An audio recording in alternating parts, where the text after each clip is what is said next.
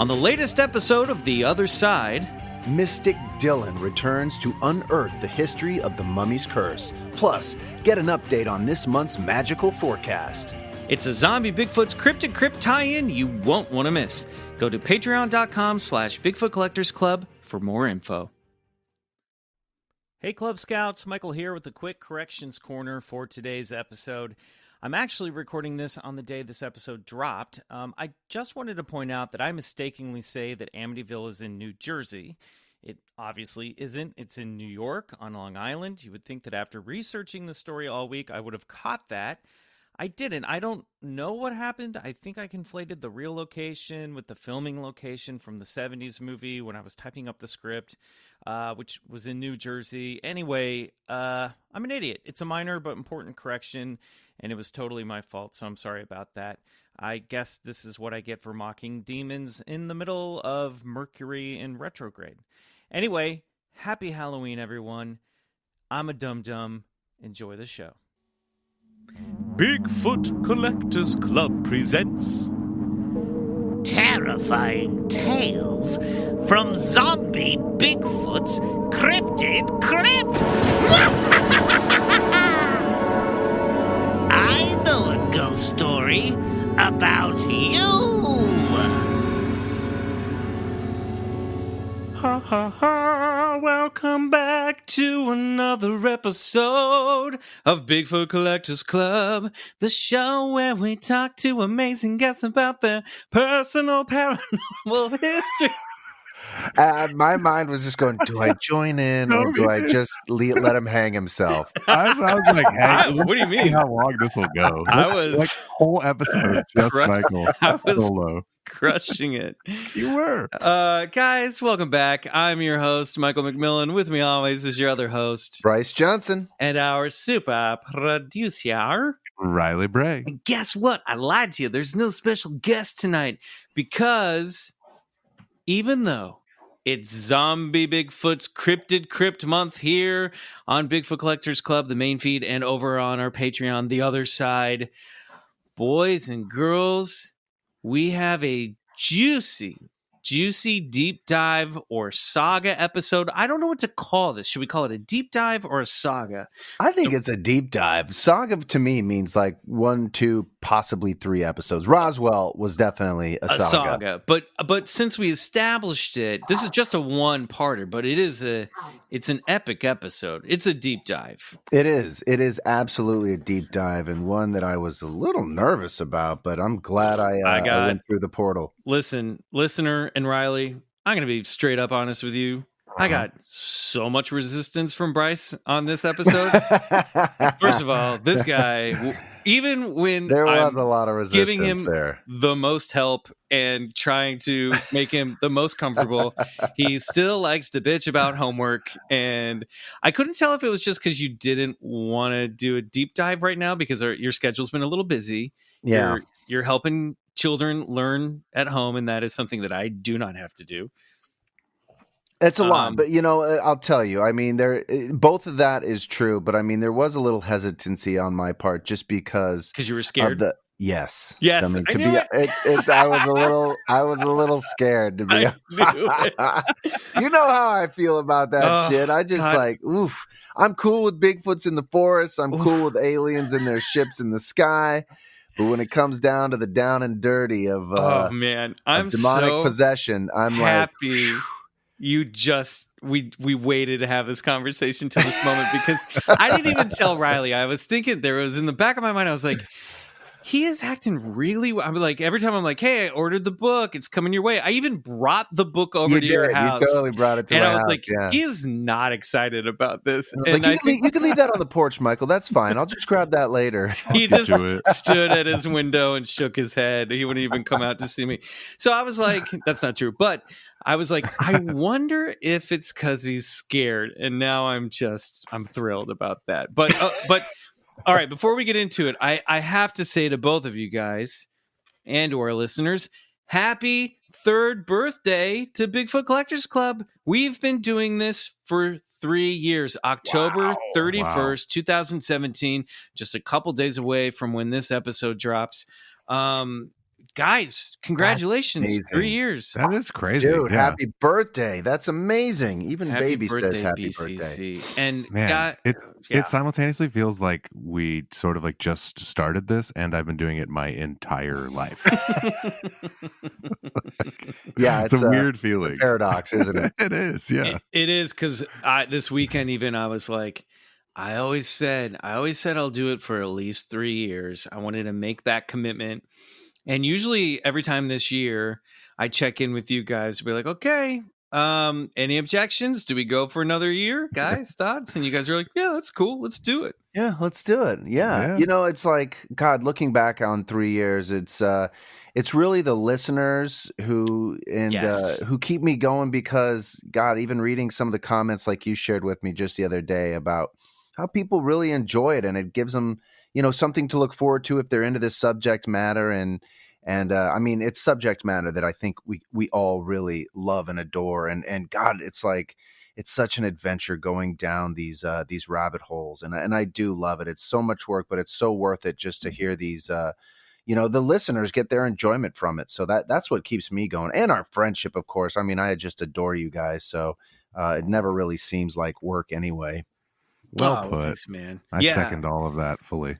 And thank you, listeners, for sticking with us for this long. I mean, some of you guys I know have been listening since like the first couple weeks, you know, which is incredible.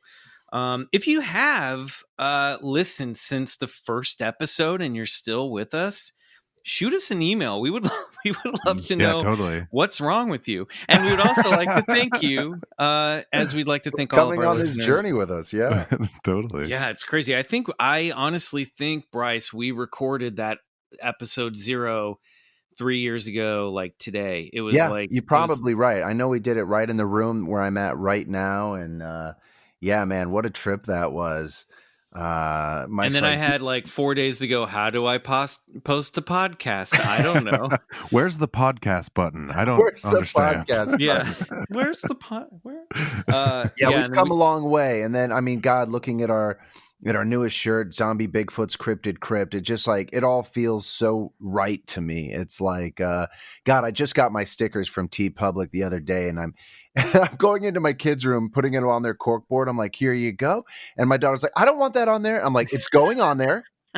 Okay. It's your daddy's podcast, and you will support whether you like it or not. Okay. One day you're going to look back and you're going to be like, that's a cool ass sticker.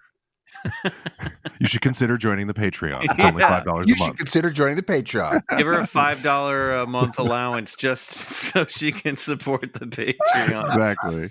But that's a great reminder. I was going to do it at the end of the show, but fuck it. Head over to wearecampfire.media, click that shop button, and guys, celebrate Zombie Bigfoot's Cryptid Crypt before it's gone. The shirt's going to stick around, so don't worry about it. That we've decided this shirt's a perennial, so it'll be around after this month. And it's just Tyler Bentz did such a great job on it that we got to keep it around. It's a permanent fixture in the Campfire store. So, guys, it's a great episode to celebrate our 30th anniversary because, as we said, we have another deep dive episode, and I think because this is a meaty fucking episode, this is for sure the longest story of high strangeness we've ever done in one single episode.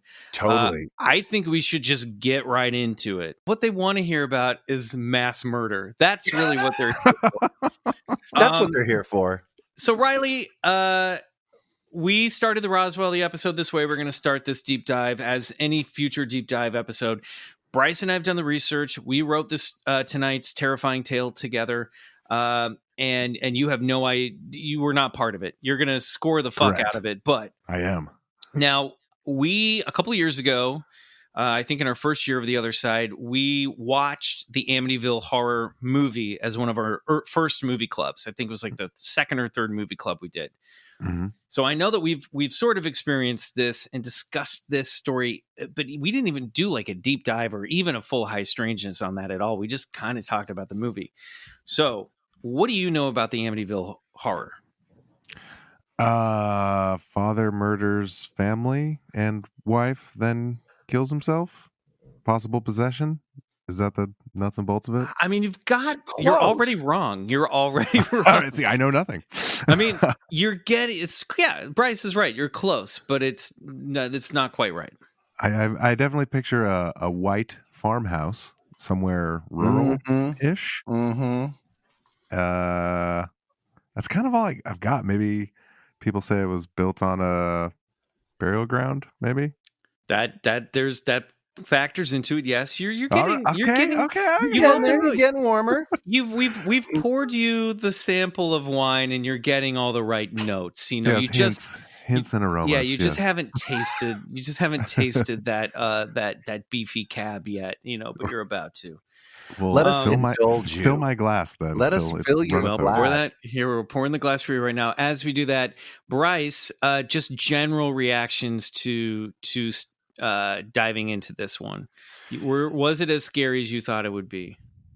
You know, yeah, it's fucked up. It's totally, it's yes, it was freaky. I've never really I've never really read like a real true account of like murders and demonic possession and poltergeists, and that shit just freaks the fuck out of me. And you still haven't.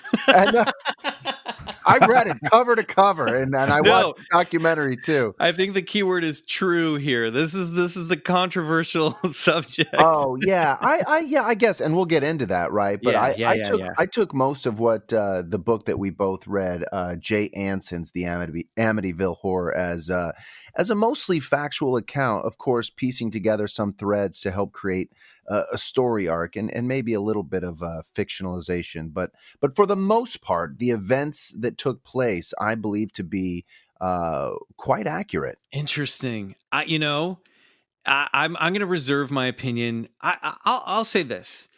I'm a little on the fence about this one, but I think I'm going to figure out my way to a resolution by the end of this episode. Oh yeah. After for sure. And I do want to just say up front that we know this story comes with a lot of baggage, and there's no way we're even going to get into all of it, but we're going to address it. I know there's a lot of people that call this whole thing horse shit, but again, we thought it would be fun to go back to the original source material to see what inspired the legend, see what that had to say, and then, like any of our stories of high strangeness, sort of take the story at face value, talk about this story, and then talk about some of the history around that as well. So that's kind of what I think our goal is tonight. We're just trying to tell a creepy, terrifying tale for Zombie Bigfoot's Cryptid Crypt. My goal is to get you there. It happened. It exists. It happens more than people like to admit, and I think it certainly happened to the Lutz family in the late 70s. All right. Well, we'll find out. So, Riley, take a sip of that cab. Open up your organ. Bryce, give me a hand with Zombie Bigfoot's Cryptid Crypt for one last time. Let me just get the skeleton month of October. Let's open this up. Oh, I already let go. Sorry. Oh, there we go. Oh, right. Stinks. Dude, that's some gnarly Death, Bigfoot. decay, and a slight bit of Pineapple Express. Mm-hmm. Well, let's begin with a meeting of priests, lifted from the book The Amityville Horror by Jay Anson. You seem to think there is something demonic going on in the Lutz's house, that the place is possessed somehow.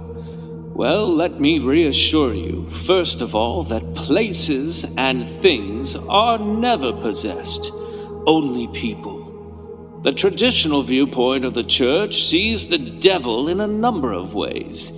He tries through temptation, by which he is seen to prod men towards sin in the psychological battles with which I'm sure you are familiar. Then there are the so-called extraordinary activities of the devil in the world. Usually, these are material things around a person that are affected. That might be what you're up against. We call it infestation. Obsession is the next step, in which the person is affected either internally or externally. And finally, there is possession. Yes. By which the person temporarily loses control of his faculties, and the devil acts through him. I'm from New Jersey. This is how New Jersey priests sound. And I'm from somewhere over the pond. But this is taking place in New Jersey. Can't you tell? The devil holds no boundaries, Father. This is Lucio. true. This is true. He travels as he may and as All right, he pleases. shut up. Shut yes, up. Of course. Let's get this going. Over the course of December 18th through January 15th, 1975, the Lutz family... Well, actually, I've already started with a mistake. Through the course of December 18th, 1975, through the course of... God damn it. Leave all of this in. Through January 15th, 1976. Who can you trust? The devil's already driving this bus. Perhaps the devil has assuaged you with your date recollection. The devil fucked with my dates. I said fuck. Fuck, I'm going to hell. Over the course of December 18th, 1974... Fuck! He's got you by the little short and curlies now. He's got me by my balls now, and I think I like it. We got a long way to go, guys. Yeah, you better get fucking rolling here, bro. Okay, here we go. I could just type it, and it's all on my computer in front of me, but fuck it. Over the course of December 18th, 1975 through January 15th, 1976, the Lutz family of Amityville, New Jersey, claimed to experience a haunting so terrifying that they vacated their home just 28 days after moving in. The story of the Lutzes soon gained national attention, buoyed by the tragic history of the house itself and the sight of a grisly family murder that occurred on November 13th, 1974, just over a year prior to the Lutz family haunting. The story inspired a novel based on Lutz's true accounts and launched a decades-long horror film franchise that has lasted, well, decades. Great proofreading, Michael.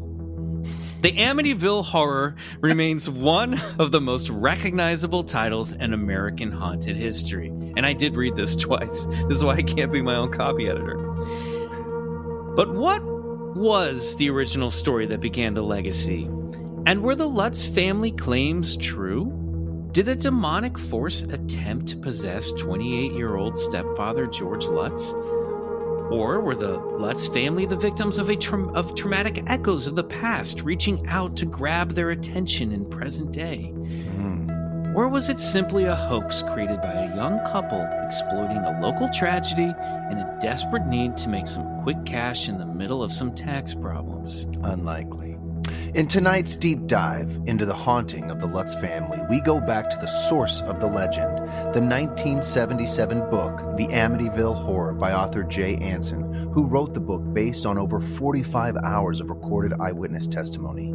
We'll also look at some of the criticism of the book and the Lutz family, as well as share some information from subsequent paranormal investigations, and take a look at the legacy of the Amityville haunting. So sit back, dear listener, draw the curtains if you will, and turn up the heat, because things are about to get bone chilly. This is the terrifying tale of the Amityville Horror. Part 1, The Amityville Murders. Whether or not you're inclined to believe the claims of the Lutz family, we know for a fact that something truly horrific occurred at 112 Ocean Avenue in Amityville, New Jersey on November 13th, 1973. At around 3:15 a.m., Ronald Butch DeFeo Jr., a 23-year-old man suffering from severe emotional issues and an angry grudge against his father, loaded up a .35 caliber Marlin rifle and systematically murdered his entire family as they slept. Despite growing up in an affluent family and literally given everything he needed to succeed in life, including one of the family's car dealerships, Ronald had a troubled, increasingly hostile personality made worse by a history of drug and alcohol abuse. After becoming suspected of taking part in a robbery, Ronald threatened to kill his father after Ronald Sr. encouraged his son to cooperate with the police's investigation. Ronald would later claim that his father had a history of abusing the family, which might have added fuel to his murderous desire, if true. In the early morning of November 13th, Ronald walked into the bedroom where his mom and dad slept and shot and killed them both. He then walked into his 2 younger brothers' bedrooms and shot the both of them in their sleep, before finally entering his 2 sisters' bedrooms and shooting them fatally as well. The 6 murders of Ronald DeFeo Sr., Louise DeFeo, Don DeFeo, Allison DeFeo, John Matthew DeFeo, and Mark DeFeo all took place within a 15-minute time span. Ronald then showered and went to work at the dealership, where he feigned surprise when his father didn't turn up as well. At 6 p.m. that night, Ronald went to Harry's bar and told witnesses that he had come home to find his entire family murdered. Suffolk County Police reported that all 6 family members were found face down in their beds. At first, Ronald blamed a mob hitman by the name of Louis Fellini, but his narrative quickly unraveled under police scrutiny. He eventually confessed, telling the detectives, "Once I started, I just couldn't stop. It went so fast." Ronald Butch DeFeo was convicted of 6 accounts of second-degree murder on November 21st, 1975. During the trial, his defense lawyers pleaded temporary insanity, claiming the murders were prompted by voices Ronald had been hearing. For months before the incident, I heard voices. Whenever I looked around, there was no one there. So it must have been God talking to me. But the prosecution made a convincing case that even though Ronald was an LSD and heroin user, he displayed symptoms of antisocial personality disorder. Ronald DeFeo Jr. was sentenced to 6 sentences of 25 years to life. Just 14 days later, the Lutzes moved into the home where the murders took place. Crazy. What? Yeah. Jesus. Yeah, so this is true. This is 100% true. This murder took place. It was a big story in the local news. And as we'll find out, not all of the details leaked, but it's a wild, brutal true crime story. And it happened in this really affluent neighborhood. You know, this is an upper middle class neighborhood. The DeFeos were, they owned a string of successful car dealerships. And Ronald DeFeo Jr., he was kind of that guy you knew in high school that was like, had everything he needed, but was kind of a fuck up and kind of a jerk. He clearly suffered from some mental health issues and was maybe narcissistic, maybe a bully. They prescribed him with antisocial disorder in the trial. But he was the kind of guy that, like, every time he fucked up, instead of his mom and dad sending him to military school or coming down really hard on him, they would, like, give him more money and give him more responsibility as a way to kind of, like, achieve responsibility, I guess, and it never worked. I mean, it's important to remember the fact that, you know, he had always claimed, though, that he was hearing voices. Somebody outside of himself was speaking to him and telling him to do these things. Now, Mike, you said it was just 14 days after the murders of that, or was it? No, after his conviction. His conviction. Okay, thank you for clearing that up. Right. Yeah, and Riley, you sound like you want to jump in. Oh no! I thought it was 14 days after it happened. I was like, "Gee, that's insane." No, just like, after no his after his conviction. So, here's the thing about the hearing voices, and we're going to talk about this a little bit at the end. His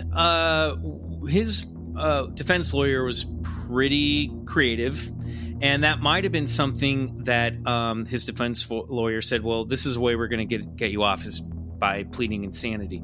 There's also a theory, popular true crime theory, that it wasn't just Ronald who acted alone, because here's the big question around these murders.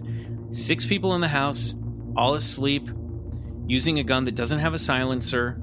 Everyone is found face down in the bed and basically shot in the back of the head, execution style. Right. So at no point does any of the family get up and check on what's happening upstairs. Somehow, within 15 minutes, he manages to kill 6 people, sort of simultaneously, it feels, without any of them waking up and creating a struggle. Well, it begs the question, did he drug his family members? And I guess, even though Sergeant Gianfredi of the Suffolk County Police Department said that he did, basically saying, well, the story is that Ronald DeFeo drugged his family at dinner on November 13th, 1974, and then shot them all with a high-powered rifle while they were out cold. At his trial, he did claim the voice told him to do it, Sergeant Gianfredo said, but... And that's from the book. That's from Jay Anson's book. But a toxicology reports, according to news reports, said there were no drugs in their system. Yeah.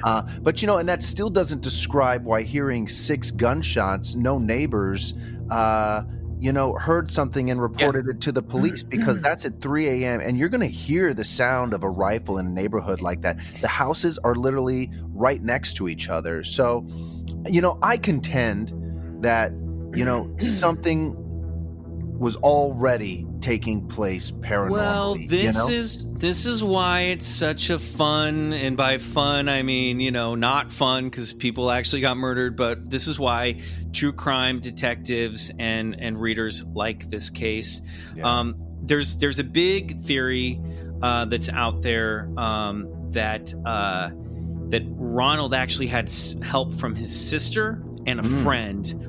And Ronald later said this in a confession that might be bullshit as well, so we have to take it all with a grain of salt. But he said he and a friend and his sister were getting high in the basement. She was also mad at the dad, and because he was abusive, and they planned to kill the parents but spare their brother and sister. And then after they killed the parents, his friend freaked out, and Ronald went to chase after him to get him back to the house to help clean up the murders. Yeah. And Don decided to go kill the rest of the family.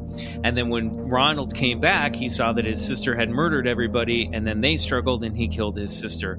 That also sounds like a fantasy that maybe he's cooked up to maybe make himself sound like less of a fucking monster. Right. But I'll be honest with you guys.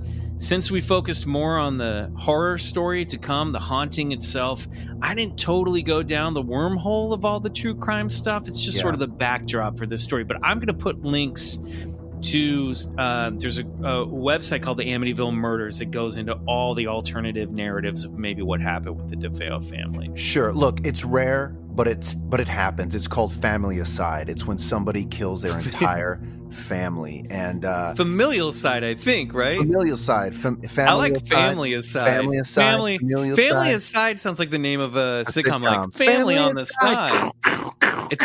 It's about a man who has multiple families. Family on the Side. I believe it was Ronnie who was under.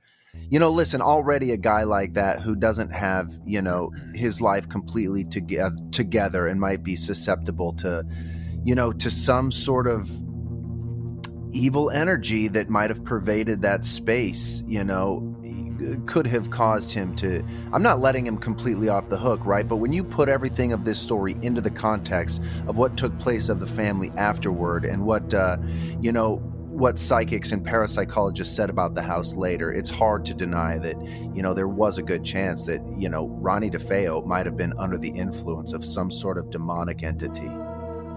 Brother, you couldn't have queued us up for the next part better, and we'll come back to this right after this break.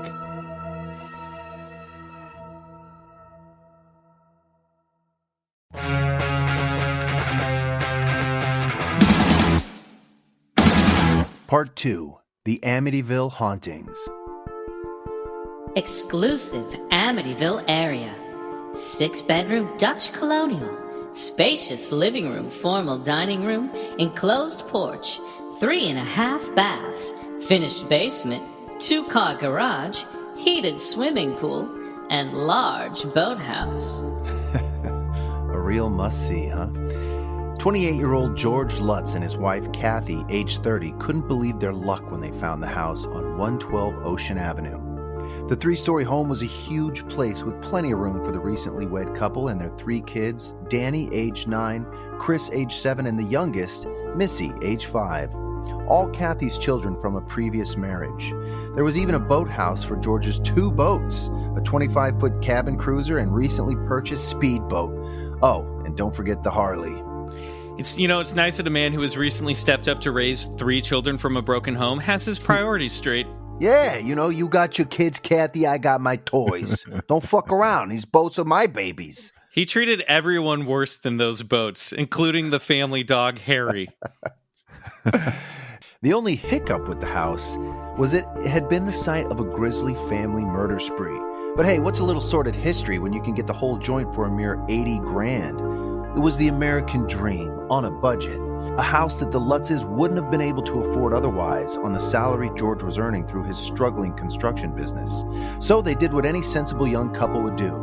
They said fuck it and bought the place. Besides, George didn't believe in superstition. The house opened to a central hallway with a staircase that climbed 3 stories. On the ground floor to the left was a large living room and enclosed porch. To the right, a dining room and the kitchen towards the back. The second floor consisted of the master bedroom and a spacious dressing room. Missy's room was across the hall from the master bedroom, and the second floor also included a sewing room for Kathy. Okay, the sewing room is the bad room. They never ended up putting anything in there.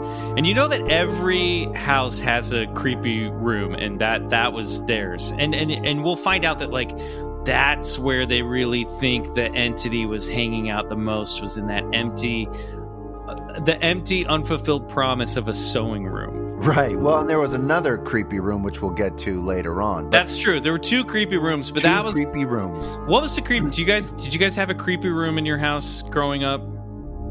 Mine was the bathroom that I was forced to use. I always had nightmares of going in there and the lights never turning on, and I would have to just knew something was coming out of the mirror. Oh, yeah. I remember my mom had a basement, which it was exactly like the basement from the movie Troll, and that shit fucked me up. I mean, I was, like, not happy to go down there. Anyway, the 3rd floor... Riley didn't... That's fine if Riley... Oh, yeah, we don't care about Riley's right, creepy sorry. room. I'm still here, guys. Riley, did you have a scary room? I mean, my parents moved a lot growing up. I lived in a bunch of different houses, but so every room was strange to you. They're always strange. It's always the laundry room for me, though. I feel like that's the creepy, like that kind of utility room, the one that sits the most. Like the sewing room. That's the devil's favorite room. Mm-hmm. The 3rd floor of the Lutz's home is where Chris and Danny would share a bedroom. Now, across from the boys' room was a giant playroom. The rest of the 3rd floor consisted of storage space. The house also had a basement, which held a few secrets George would uncover in the weeks to come. Week 1, December 18th through December 24th, 1975. The Lutzes moved into the Amityville house on December 18th, 1975 with their dog Harry, a Malamute lab mix who spends most of this story in a compound next to the garage and is, to me, the saddest part of this entire saga, including the mass murder. I feel so bad for this dog, and this it just makes me mad when people just don't let the dog in the house. Anyway, that's old school. That's how you do a dog, old school. Uncle Dickie, you're not you stick to the Manscaped ad. No crossovers. You're not infesting this story, Uncle Dickie. Sorry, guys. Uncle Dickie's the demon that haunts our Amityville episode. Just sit there and be quiet. I do have a feeling he'll be back. You can stay in here if you just be quiet. All right, sorry about that. It's all right. Anyway, Kathy and George were practicing Catholics, although it sounds like Kathy was more into religion than George, who was the groovy kind of guy who'd recently turned his new wife onto transcendental meditation. Not that you can't be religious and also be into TM, but this was the mid-70s when such practices were looked upon with much more skepticism than they are today. And in fact, at least according to Anson's novelization, the family priest would later go on to suggest that it was George's TM practice that may have left him susceptible to demonic influence. That's so ridiculous. I know, it's really... Yeah. By the way, just heads up, most of this story and everything that comes after is just like... is like it's a commercial for the Catholic Church. Totally. It's just, Gotcha. good or bad, that's what this is. Father Mancuso's like, You don't read those Buddhism books, do you? Exactly. What are these beads? What is this, a friendship bracelet?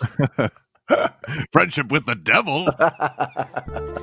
Yeah, and in a related side note, in the epilogue of the book, it suggests, and in the documentary film My Amityville Horror, which retells the story from the grown-up perspective of Danny, the oldest brother, who it outright accuses that George had a previously established interest in the world of the occult in general, even bringing books about demonology and witchcraft into the family when he married Kathy.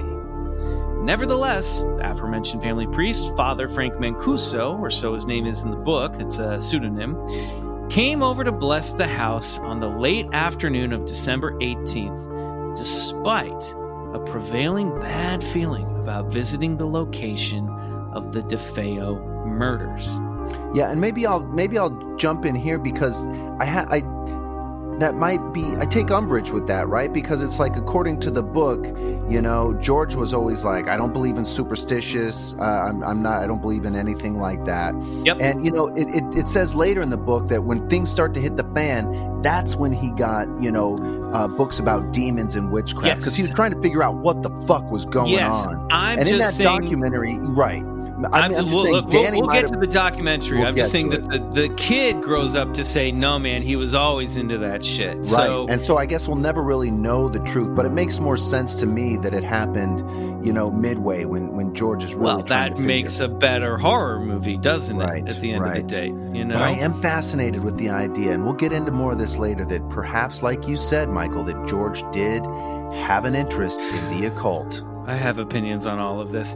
Okay. So anyway, according to author Jay Anson, we're coming back to the book, as soon as the priest entered the house and flicked the first sprinkle of holy water, he heard a clear, masculine voice say behind him, "Get out." I was really hoping that's when Uncle Dickie would come back. Yeah. Get out. What a man. But when the priest turned around, there was no one there. Shooken, Father Mancuso then drove over to his mother's house for dinner. When she saw him, she asked if he was feeling okay. Admitting that he felt a bit uneasy, his mother told him to go take a look at himself in the mirror. His eyes had dark circles around them. Then, on the drive home from his mom's house that night, his car started behaving erratically, and his hood flipped up as he drove down the Van Wyck Expressway and smashed his windshield. By the way, that happened to me once when I was driving my 1970 Chevy pickup truck on the highway. What? The hood flipped up, and I was like, but I played it smart. I just slowed down. I checked all my side mirrors, and I slowly made my way over to the side of the road. But that shit was scary as hell. Was that just crisis? Is that just a problem of cars in the 70s that their hoods just randomly flipped up? Dude, I was like, that should not happen. No. Yeah. I've never known anyone that's happened to. That's wild. Very strange. For the next 28 days, Father Mancuso would form a strange, sympathetic link with George Lutz and the paranormal happenings at the Amityville house. Yeah, so there was definitely some sort of link, like you said, with George and the father. Yeah, and it seems to be the sort of psychic tug of war that's going to take place, as if an unseen force is affecting the two of them. And just to skip some tedium, throughout the story, throughout the book, George tries to reach out to Father Mancuso, and he's, they can never quite reach each other, and there's static on the phone. We'll get into all this stuff a bit, but it is weird, and I don't know about this Mancuso character. I know. I know. Not really a great priest. That's all I'm gonna say. More on him later. Yeah, but speaking of George, During the first week in the house, he would find himself having trouble settling in and getting comfortable. It started on that first evening when Harry the dog almost strangled himself on his chain after inexplicably throwing himself over the fence. And I feel like I should inject here and let everybody know that the dog makes it out alive. He also does eventually get to sleep in the house, but not under the circumstances that I desire. But the dog's okay. The dog makes it out. Thank God. Speaking of which, George immediately had trouble sleeping in the new home, waking up every night at the curious time of 3:15 a.m. and feeling compelled to check on the boathouse or stare at it from his bedroom window. He was always freezing in the house, complaining of a cold that chilled him to the bone. Even when the thermostat read it was a cozy 78 degrees, no matter how many fires he built or how hot he set the thermostat, sometimes cranking it up to 90, he was always cold. In the first week alone, he went through 100 gallons of oil for the downstairs burner and an entire cord of wood. It was like whatever entity was in the house wanted George plopped right in front of the fire, gazing at its flames. Meanwhile, Father Mancuso was getting hot. That is to say, he struck a 103-degree temperature and became ill with the flu after visiting the house. And by the end of the week, giant red welts began forming on his palms. He couldn't shake the feeling that the Amityville house had made him diseased. Maybe a hot shower would have helped warm George up, but he stopped shaving and stopped bathing, unusual for a man who was typically hyper-hygienic and very neat and tidy. That's a great spot for a Manscaped ad. They wouldn't become aware of it at first, but both George and Kathy began to undergo a gradual personality change, along with the kids, getting more aggressive and short-tempered with their children. Lots of whippings in this first week or two. The kids are constantly pissing off Kathy and George for just normal kid shit. He'd scream at them. Kathy would get horrified by his behavior and his treatment of the kids, and then suddenly she'd be whacking them with a wooden spoon for cracking a window pane in the playroom. By the way, once again, I too was whacked with a wooden spoon. I think we're learning a lot about me here. We are. A mini layered onion. You had more of a 70s upbringing is what we're hearing. Back at the Amityville house, the traditional paranormal activity began, like most cases do, with a knock. George awoke on the second night to a knock on the front door, but when he went downstairs, of course, no one was there. Knocks then started to ring out from around the inside of the house as if an invisible being was toying with him. Kathy was experiencing strange things as well.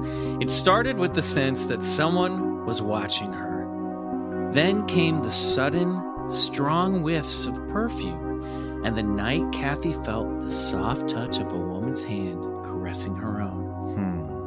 One night, Kathy came upstairs after being alerted by the children that all of the upstairs toilet bowls had turned black.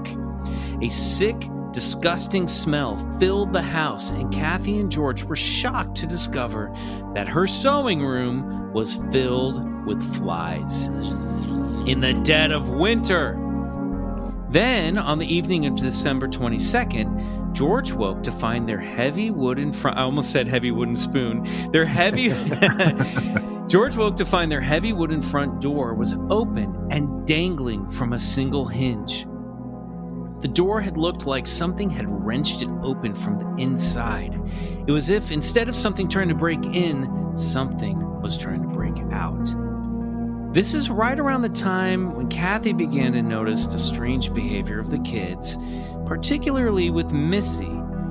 On the night the door had been ripped from its frame, she checked on them in their beds and found that they were all sleeping on their stomachs, just like the DeFeo kids had been when their bodies had been found. Kathy claimed it was the first time she ever saw them sleeping this way. Yeah. Now it's important to note that the Lutzes claimed to only have a passing knowledge of the DeFeo murders when they moved in. It had been a big story in the press, but many of the gruesome details, like the positions of the bodies, weren't reported in the initial stories. George hadn't yet been prompted to do research on the DeFeo murders, and if you're wondering if the children knew about the murders, which you should be, according to the documentary My Amityville Horror, Danny said that after his parents bought the house, Kathy informed the kids of the murders and looked at her children in the car and said, "Is that going to be okay with you guys?" Like, what fucking choice do we have, Mom? Again, 70s parenting. Right. Well, we have to tell the kids that there were children murdered in this house. Why would you tell them that? Yeah, they little don't after the fact, Mom. A 5-year-old girl does not need to know that there were kids murdered in the house. A 7 and a 9-year-old boy don't need to know that. Well, we believe in transparency. You don't tell the children that. You don't tell the kids that. It's another Buddhist philosophy, transcendental meditation and transparency. We're practicing both. And here's another what the fuck moment, right? So a couple of days after the family moves in, this weird stranger comes over with a 6er of beer and says, "Everybody wants to come over to welcome you to the neighborhood. You don't mind, do you?" Although no one else did come over. He then wanders into the kitchen and repeats the same speech to Kathy while he just stands there. After a few awkward moments, he held up his 6 of beer and said, "I brought it. I'll take it with me." Okay, like... Yeah, that's a weird strange moment in the book. And I thought it was going to lead somewhere and it doesn't. And I can't tell if it's just like, who creeped who out in that moment? Did the neighbor creep them out, or did he creep them out? I don't know. I think that's just drunk neighbor just walking in. It could just be drunk neighbor. He's like, "I'm the guy who jacks off in your boathouse. Is that still going to be cool now that you... Because this place was empty for about a year, and I got some good times back there. Is it okay?" Well, and it did mention... that? The book did mention that the kids brought over a friend from the neighborhood who like didn't want to go to the upstairs playroom. He's like, I'll just play down here in the living room. Yeah, he wanted to play in the foyer. He just wanted to play like in the first 10 feet of the house. And the kid never fucking came back. So I mean, like people were picking up on the vibes. And the playroom too was said to be always freezing in there, and the kids never wanted to play there either. You know, they would occasionally, but it's just none of the rooms worked out the way that they want them to, because there'd been people that have been brutally murdered in there. Bad energy. Yeah. Anyway, not really believing in the supernatural, it wasn't until George discovered the secret red room in the basement that he decided he should research the house's history. But I'm getting ahead of myself because, Bryce, we need to talk about Missy. Oh, yes, we do. By the end of the first week, by the way, just 1 week, they've not even been here 8 days yet. By the end of the first week, Missy turned to her mother and curiously asked her, "Mommy, can angels talk?" Week 2, December 25th through December 31st, 1975. George woke up at 3:15 a.m. on Christmas morning to Kathy having a night terror while screaming. She was shot in the head! She was shot in the head! Another gruesome detail about the murders that had been left out of the initial news reports. After calming his wife down, George felt compelled to go outside and check the boathouse, a feature of the house that was becoming a nightly fixation. While standing in the backyard, he glanced up to his daughter's window, where he saw Missy staring down at him, and behind her, he could plainly see a pair of beady, glowing red eyes and the face of a pig. George rushed up to her room but found Missy fast asleep in her bed. Okay, can we stop here real quick? In the book, and this is on page 69, he goes up to her room. She's asleep. So it sort of implies she hadn't been standing at the window. He sees this horrific pig face. This is important. Yeah. And then he says that he saw a chair was rocking on its own. And then it just moves on. And I'm left wondering... what did he do with the rocking chair? And this is like one of those moments where I'm like, Jay Anson, are you just adding some horror movie tropes in this book? Well, or was there really... If you remember from my Amityville Horror, the documentary, Danny recalls that rocking chair saying it fucking rocked for 20 minutes. And his father like picked it up and was like, there must be some explanation. And he was like looking at the bottom of the chair, investigating the floor it was on. And, that's and they true. were stymied. And he also claims to have been there when he saw the pig in the window, and he said it looked like a cartoon pig. Yeah. Like a Looney Tunes cartoon pig. Angry Looney Tunes cartoon with pig. red eyes and the teeth of a wolf. Laser red eyes. That's what he says, laser red eyes. You know, and we'll talk about it later at the end of this, but I want to know like how much of like pop culture got its stuff from like the Amityville Horror, like rocking chairs and girls discussing, little girls saying, "Mommy, can angels talk?" And it's just like, or I'd like to propose, how much did Amityville Horror get its stuff from pop culture? Maybe. A zing. Well, a zinga. Well, we'll have to discuss it. Anyway, the next day when Kathy told the kids she wanted them to stay out of the sewing room, which had been the room infested by the flies, little Missy said, I know why we can't go in there. Jody's in there. Jody? Who's Jody? He's my friend. He's a pig. George wasn't around to hear this. Otherwise, he might have been more afraid than Kathy, who, when later overhearing Missy talking to herself, asked, Who are you talking to, Missy? An angel? referring to Missy's strange question from earlier. And maybe not that strange for a little kid after all. Christmas decorations were up and there was an angel on the tree, but Missy responded, No, Mama, just Jody. Jody's a pig. He's my friend. Nobody can see him but me. Shortly I know, after I'm really that, on the nose with this little kid character, but I'm sure she was much more simple than that. She's just probably way more casual than that, but I'm going stereotypical once again. You have artistic license. Shortly after that, Kathy claimed that she was embraced from behind by a female presence that she felt the week before. Again, bringing it with the smell of perfume. As she tried pulling away, the grip tightened and Kathy screamed, No! Leave me alone! The presence vanished and she started to cry. Missy found her mother weeping in the kitchen and simply told her, Don't cry, Mama. Jody says everything will be over soon. Oh, hell no. During this period, George becomes sick with a terrible, painful diarrhea, otherwise known in occult literature as demon shits.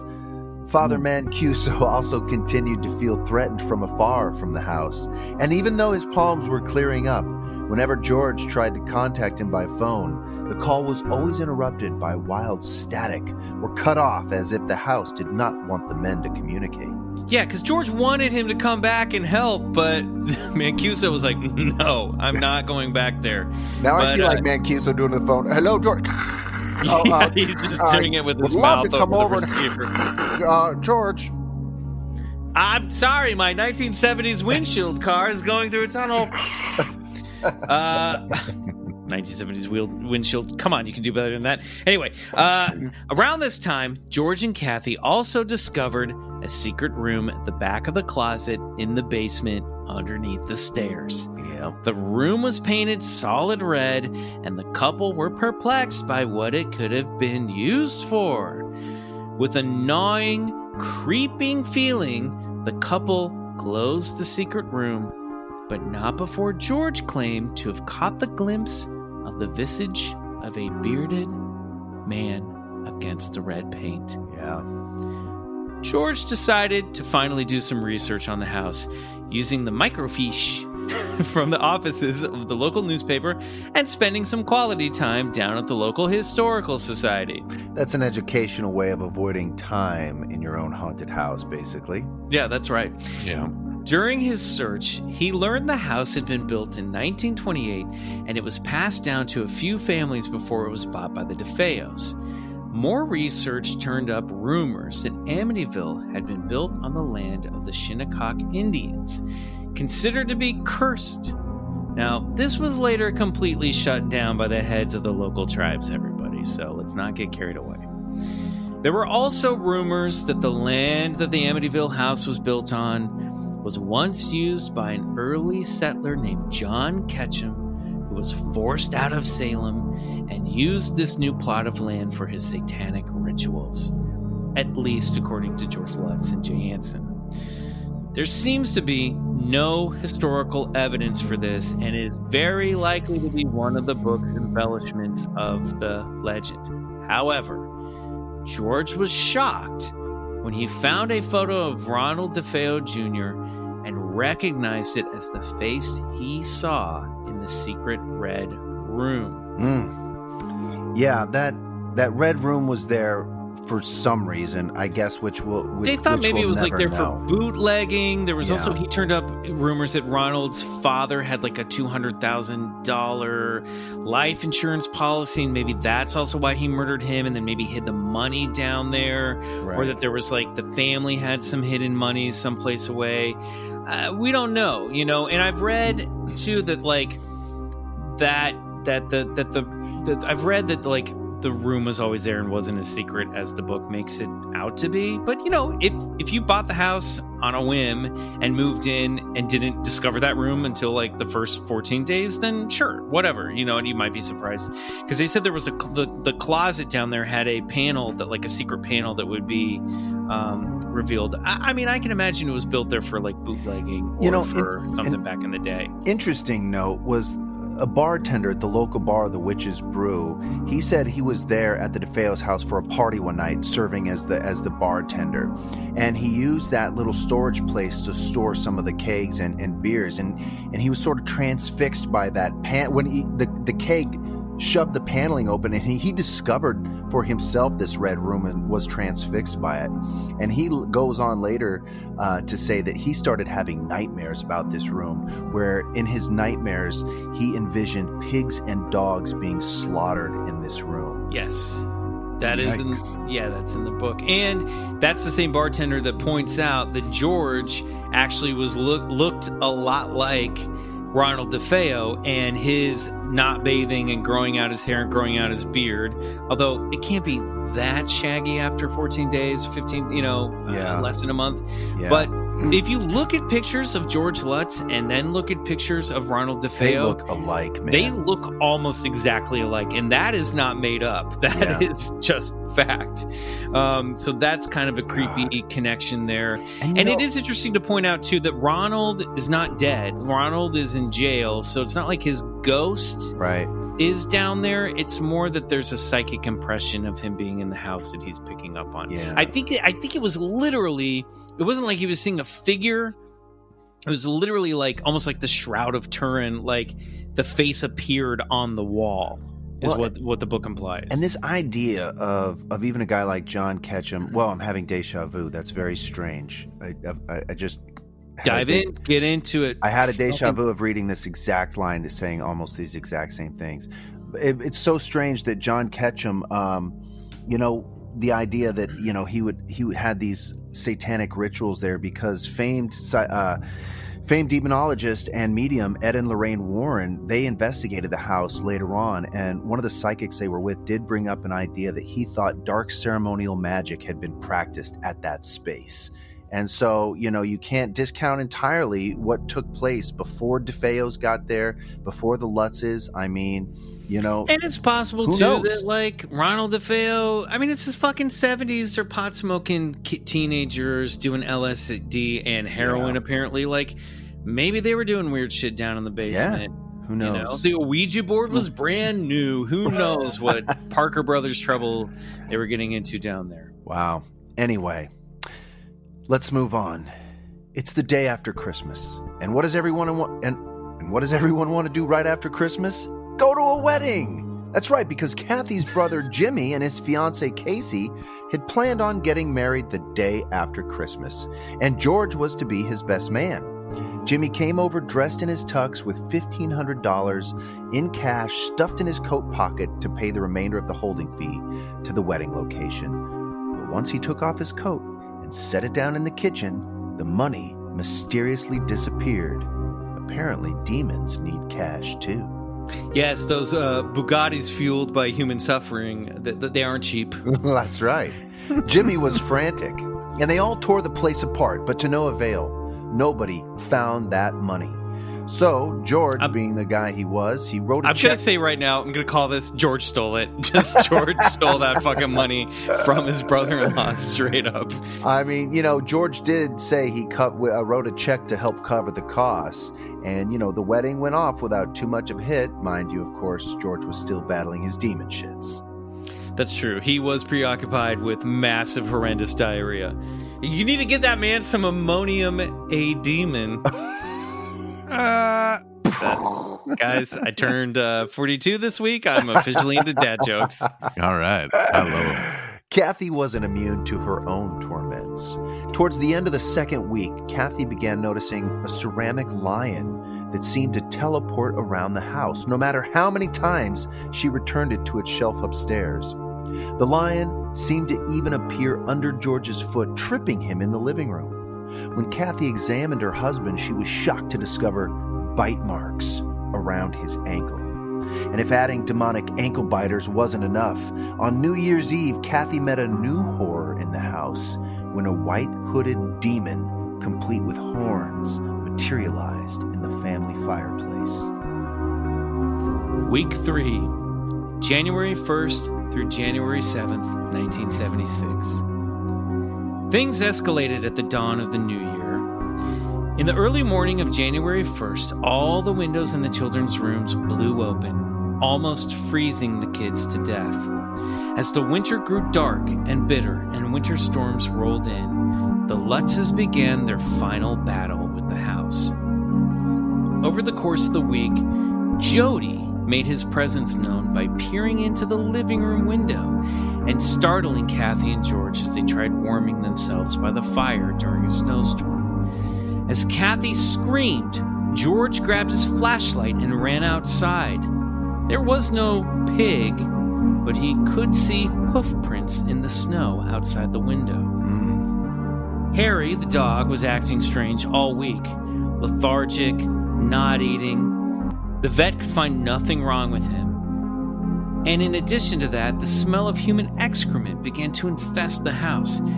Kathy felt continuously stalked by that strange female presence.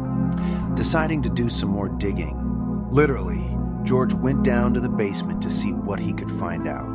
And that's when he discovered that when the contractor had laid the foundation for the house at 112 Ocean Ave, it seemed he had covered a circular opening with a concrete lid. George loosened some of the gravel around the base and heard it fall into the water far below. It was a well that didn't show up in the blueprints. Now, it didn't show up in the blueprints. That's right. Now, George had heard from his friend at work, Eric, that his girlfriend was attuned to these sorts of things and that she would be happy to come over and feel the place out. So he called her up, and to his surprise, she right off the bat said, "You should look for an old abandoned well. Yes, a covered up well. I think," she said, "that your spirits may be coming from there. You can cap it off. Even with a tiny crack, that's all it takes. It can climb out whenever it wants." Now, something I wanted to bring up, which I thought was really interesting I didn't know about. Eric's girlfriend, her name was Francine. She said she was born with a Venetian veil. Have you ever heard of that, Michael? I have. This is cool. This is when there's like a thin, layer of film skin. of skin from the forehead that covers the face, and then the doctors have to take it off. But it's a sign that the child has preternatural or clairvoyant senses. Yeah, wow, it's pretty rare. Yeah, and, what a weird. I mean, it's like perfectly acceptable, but strange. Yeah, and they call it the Venetian veil because it's like you're born in two worlds. You're still of the other world, and you're like in this one, but you're right between the veil. And cool. It's interesting just how quick she hit on. Oh, fuck! It's coming from the well. And I mean, we always talk about how paranormal activity needs water, which is a superconductor of electricity, to operate. And it sounds like they were sitting right on top of it. Right. Meanwhile, Father Mancuso keeps feeling guilty for not doing anything to really help this family. But he counsels with the local leaders of the Catholic Church, and they all basically agree that the Amityville house is harboring a demonic force that is trying to possess George Lutz. They then proceed to do nothing about it. They strictly forbid Father Mancuso from helping, and he wrings his hands for the rest of this book. Seriously, this character is worthless, and probably none of these chapters actually happened in real life, but there is cool stuff in the section about demonic possession, which is the only reason why we put it at the top of this story. I know, totally. It really makes me want to do sort of more research into how the Vatican handles, real verified cases of demonology. And this is he's working with the local diocese, but totally. I honestly I think but there's a chain of command there, But here's the thing. I really think this whole Father Mancuso thing is based on a real guy. It's not his real name. I think he did bless the house, but all the further research indicates that he really didn't have a relationship with the family, and that's why he didn't come back over to the house.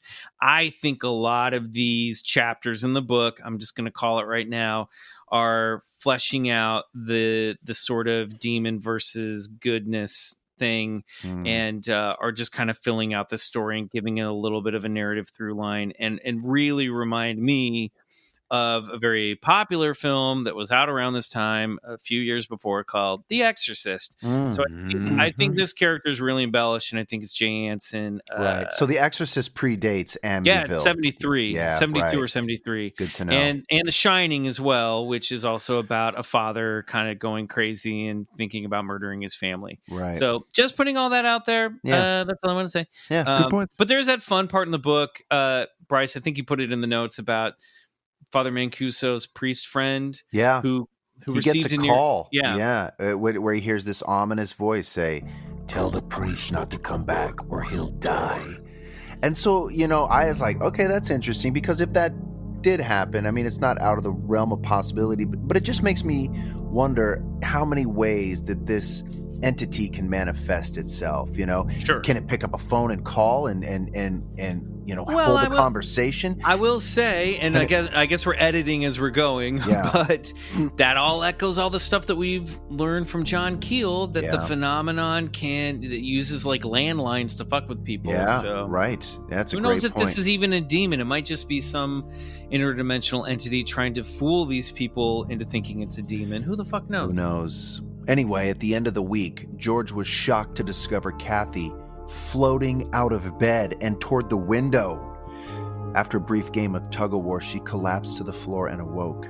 And as she cried and asked her husband what had happened, he simply told her that she'd had a bad dream and fallen out of bed. But things got really crazy after the Christmas decorations came down after the Epiphany on the 7th, which, by the way, the author forgot to close the storyline on George's great-grandmother's ornament. I mean, I don't know.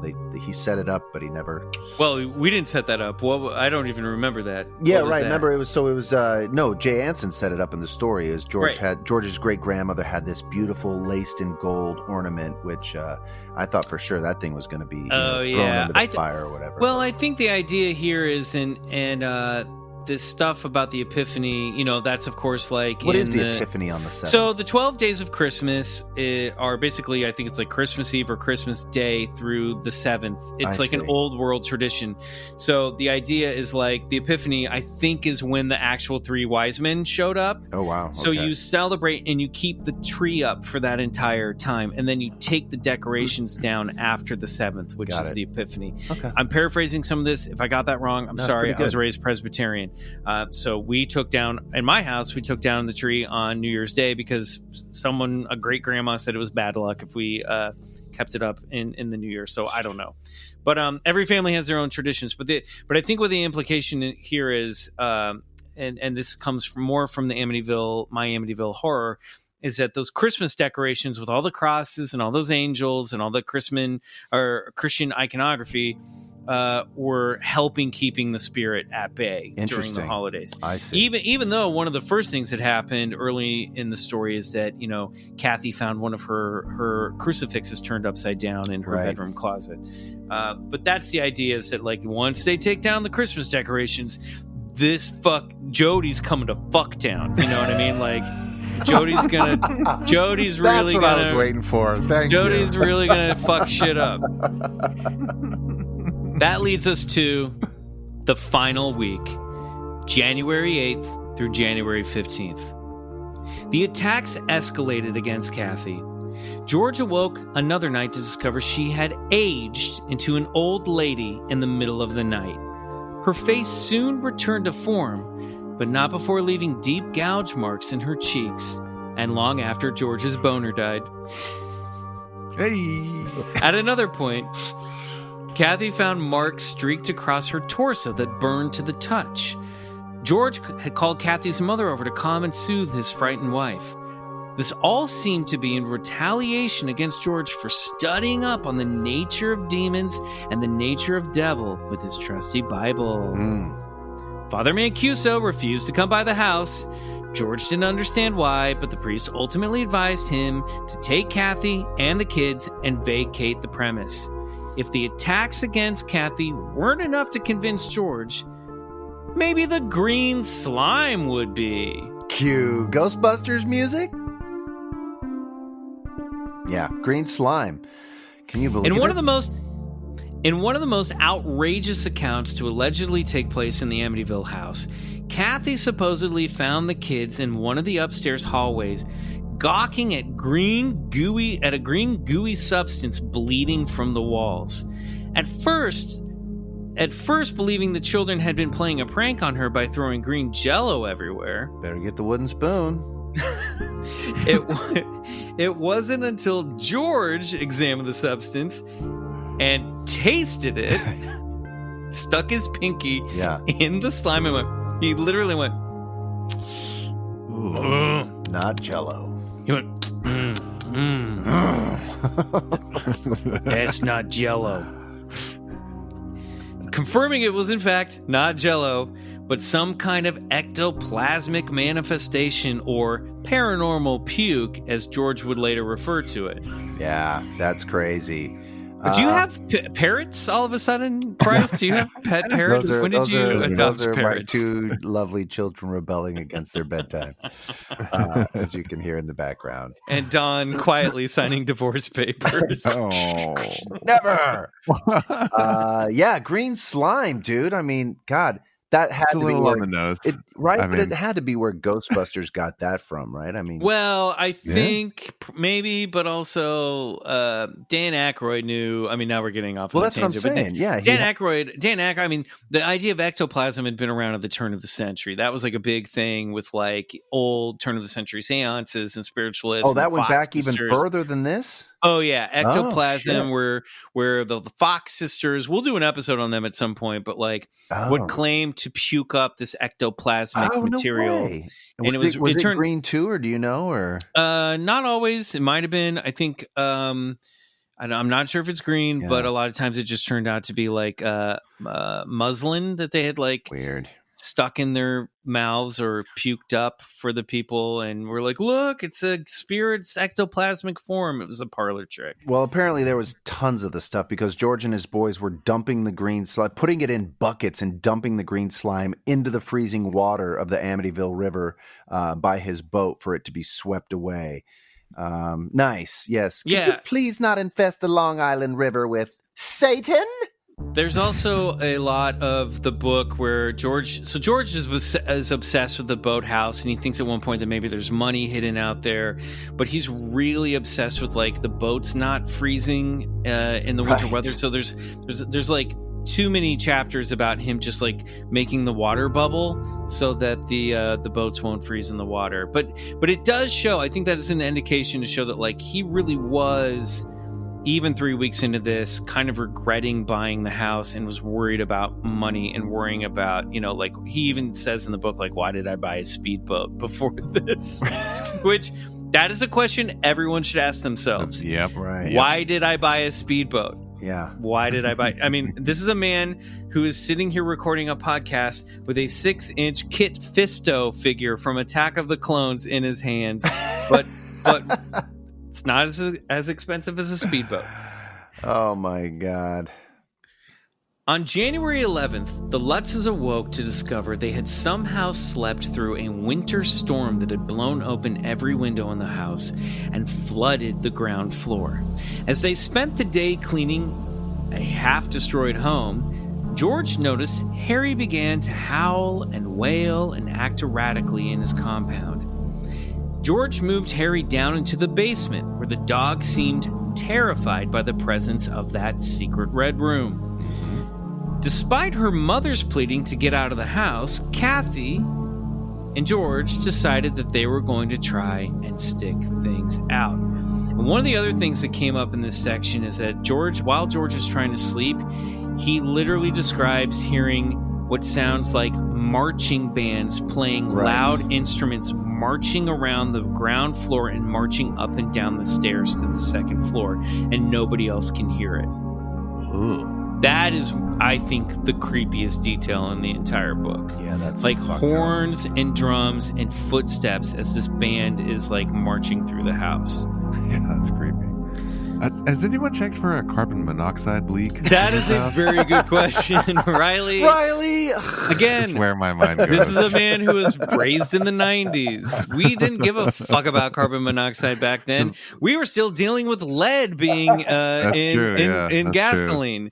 Which created a generation of serial killers, including the one that murdered his family at the beginning of this entire fucking story. Solved. There we go. Case closed. Oh my God. Well, that doesn't explain.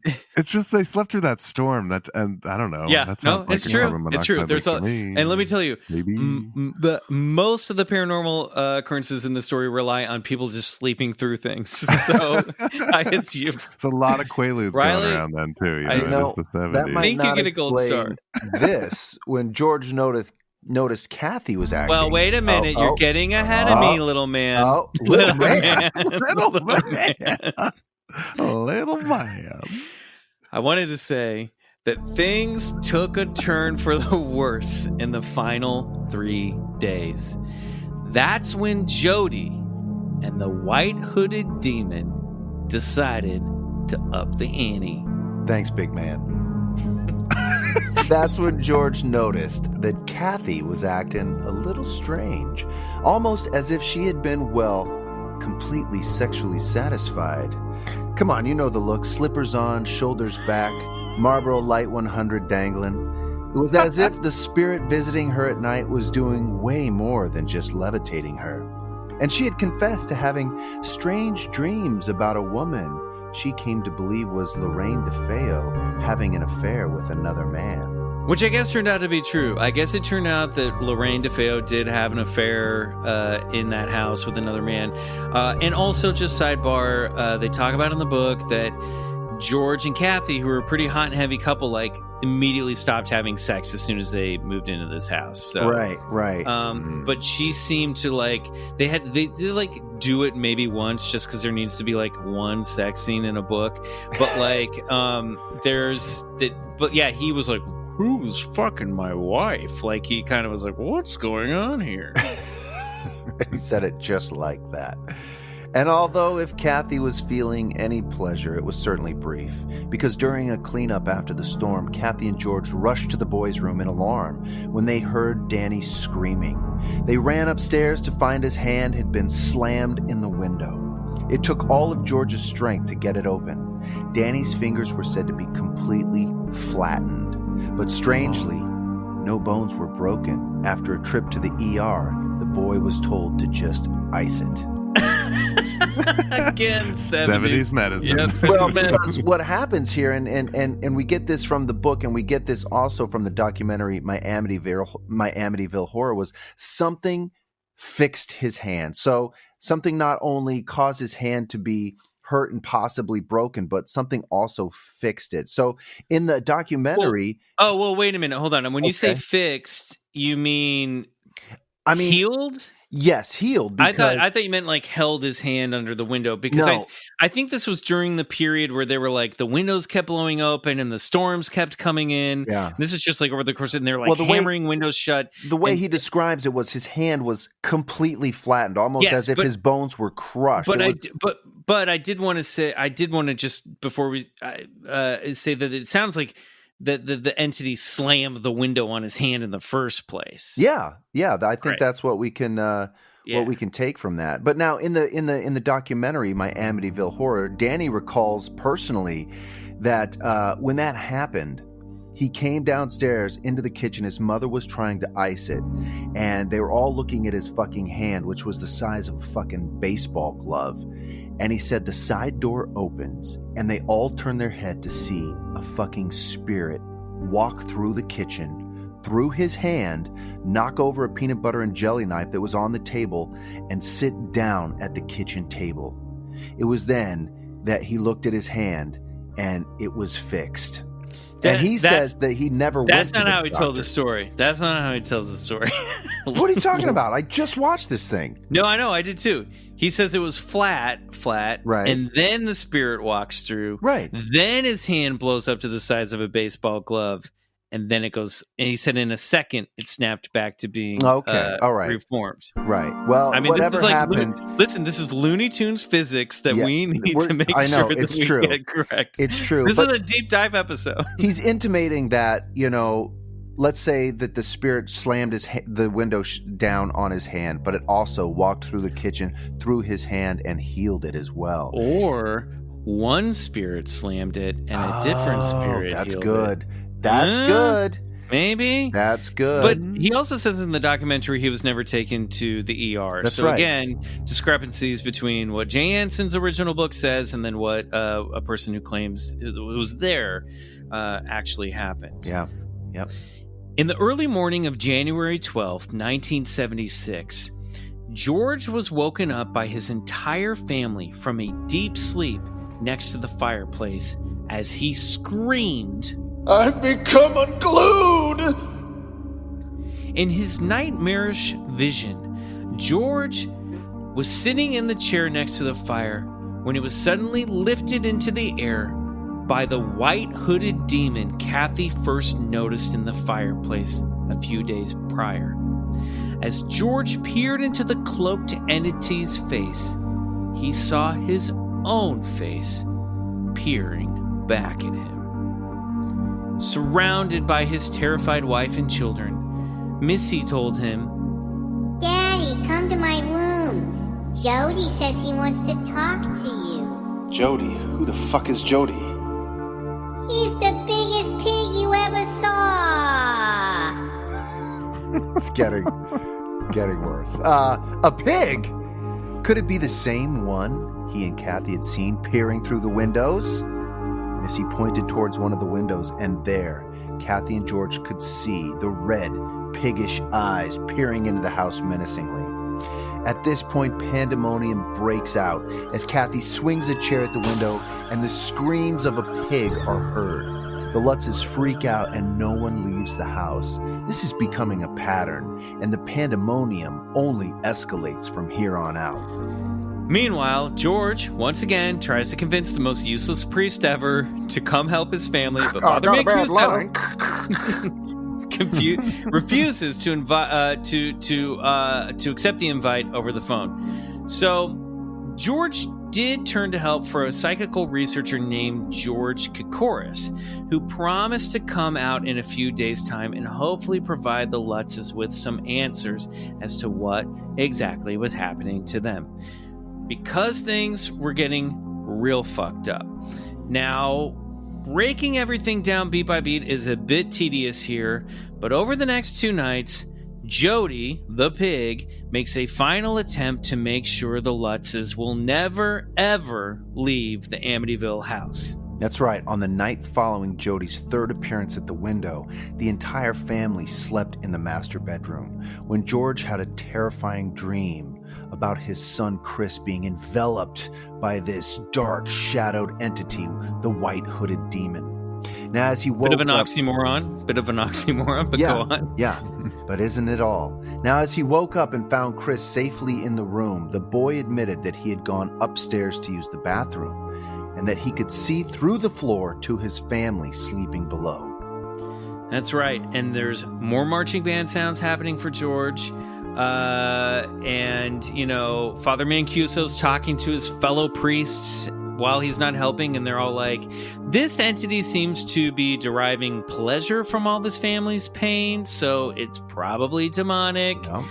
Kathy, and around the same time... Kathy wakes to George speaking in 2 different tongues, languages she'd never heard before, so, that's another one. That's going on. That's an old chestnut. That's an old chestnut. Hoping for more answers about the activity happening on the upper floors of the house, Kathy tried consulting Missy, who had seemed to sleep easily through all of these events. That's when she recalled the question Missy had asked her earlier about if angels could talk. Missy, look at Mama. Is Jody the angel? Yes, Mama. He tells me about the little boy who used to live in my room. He died, Mama. He got sick and he died. What else did he tell you? Last night he said I was going to live here forever, so I could play with the little boy. That's just creepy as fuck. Yeah, that's gnarly. Right? Like, that's what really fucking scares me, right? Is like, you know, we don't know what the afterlife entails. And hopefully the afterlife entails moving on, right? But I think the idea of being stuck in limbo or being forced to play with some little boy in a creepy house is just fucking nightmare fuel. Yeah, and this is also interesting because this little boy doesn't seem to be doesn't seem to be Mark DeFeo. He seems to be a little boy that lived in the house generations ago and died of an illness. Right. So you've got an old lady hanging out, you've got a little boy hanging out, and then you've got Jody and this white entity demon hanging out all at the same time in this house. Or maybe it is that little boy who couldn't interpret being, you know, shot in the back, and all he knew was I got sick and died. That's true. Know? That's a good point. We don't really know. Strange. It's true. That's true. It's just it's creepy. It's very creepy. It's all creepy stuff. George and Kathy make an attempt to leave the house with the kids on January 13th, but as they loaded up the van, dark clouds formed overhead, and a severe thunderstorm drew in. A lightning bolt actually struck behind the garage. The van refused to start, and as the winter storm started hammering away at the house, the Lutzes were forced back into their home and into the grip of Jody. As the Lutzes tried desperately to sleep through the storm, George could hear the ghostly marching band tromping through the house as Harry barked and whined erratically through the night. The doors were opening and closing and slamming all through the house. Then, George felt the sensation of a heavy, invisible being crawling into his bed and walking across his body. It was the unmistakable sensation of the hooves of a pig trampling him. The kids came running into the bedroom screaming. George turned to Kathy. I should say the boys came running into the bedroom screaming because George turned over to see Kathy and Missy still sleeping soundly throughout the insanity. Again, check that carbon monoxide. We need some alarms here, detectors here. The boys told their father frantically, "It's a monster. He doesn't have any face. He tried to grab us, but we ran away." That was the final straw. With all of his God-given strength of will, George pulled himself from his bed, gathered his family, and ran out of the house. The front door was already dangling from its hinges once again as they made their escape. And as he ran down the staircase with his family, desperately fleeing Amityville once and for all, George could see the image of the white-hooded demon pointing at him. They fled to Kathy's mother's house, believing to be safe at last. But like all good horror stories, the demonic presence wasn't done with them yet. In the closing chapter of Jay Anson's depiction of a true story, George and Kathy are horrified to wake up in the guest room of their safe haven to witness a greenish, snake-like line of slime crawling up the stairs for them. Yeah. Makes me feel good. Great closing shot right there, that green slime. Whatever it was that haunted 112 Ocean Avenue had followed them. A hitchhiker. The following February, a team of psychical researchers that included Ed and Lorraine Warren, parapsychologist Peter Jordan, along with the news crew from Channel 5 News, including Laura Didio and Marvin Scott and journalist Joel Martin, and I think the George Kakiros came into that. That might be a pseudonym for Peter Jordan. Not sure. Sorry about that. I know it's a deep dive. I fucked that part up. But they all spent 6 hours conducting a paranormal investigation in the house. It was a fairly quiet night, except for the fact that one of the Channel 5 news reporters, a cameraman actually, felt strange heart palpitations. He had no previous issues with his ticker. And Lorraine Warren said she'd never felt such a strong demonic presence. And after the uneventful evening, she provided a photo that seems to capture the image of a mysterious young boy hanging out in one of the upper levels of the house. Now, Riley, you might want to cut this part out because I am sending you the photo of this boy now to your personal email. And I want you to open this up and take a look at this link and look at this picture, because it is a bit creepy if it's really a ghost photo.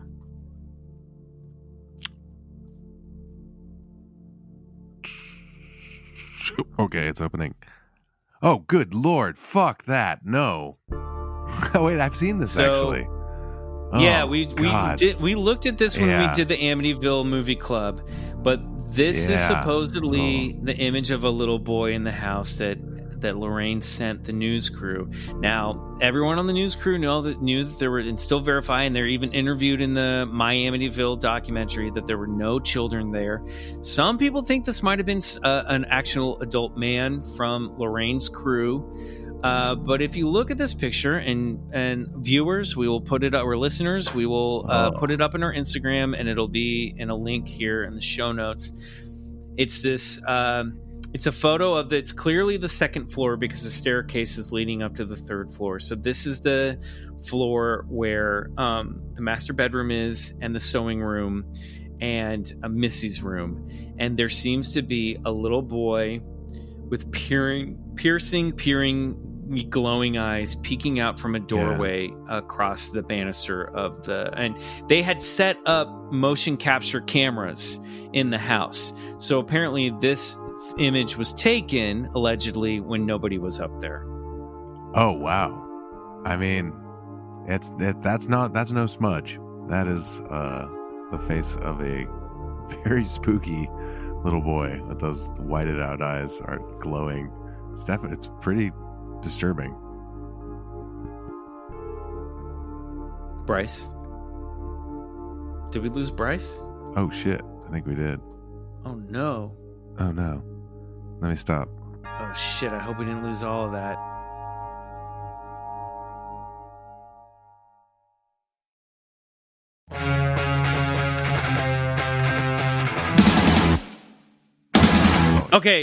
Okay, so we just learned, sorry everybody at home, we just learned that Bryce was muted while we were looking at that photo. So we stopped and then we've come back in. Now, Bryce, what do you think about this picture? That picture is so fucked up, dude. At first glance, I like, this picture's so fake. But then after hearing the context around of how it was taken, I mean, if that is a true picture, that has to be one of the most clearly defined ghost childs ever recorded on film. That is just creepy. Lorraine Warren said of the case, "Whatever is here is, in my estimation, most definitely of a negative nature. It has nothing to do with anyone who had once walked the earth in human form. It is right from the bowels of the earth." So we have to pause here and briefly address the issue of the Warrens. There is a lot of people who are very much into the paranormal stuff and all this stuff who have a very negative opinion about Ed and Lorraine Warren. I didn't know that. Why? Yeah, well, I haven't. I thought they were kind of like legends in the game. They are, and in fact, our listeners might know them as the characters that Vera Farmiga and Patrick Wilson played in the Conjuring movies. And in fact, the Conjuring, the first film, has a reference to Lorraine visiting the Amityville house and bringing something with her that kind of, has been following her through those movies. Bryce, have you seen those movies? No, The Conjuring. Because they're too scary? Won't do it. So I guess there's just a lot of evidence that they're kind of frauds and encouraged a lot of people that they talk to falsify stuff and embellish their stories. Really?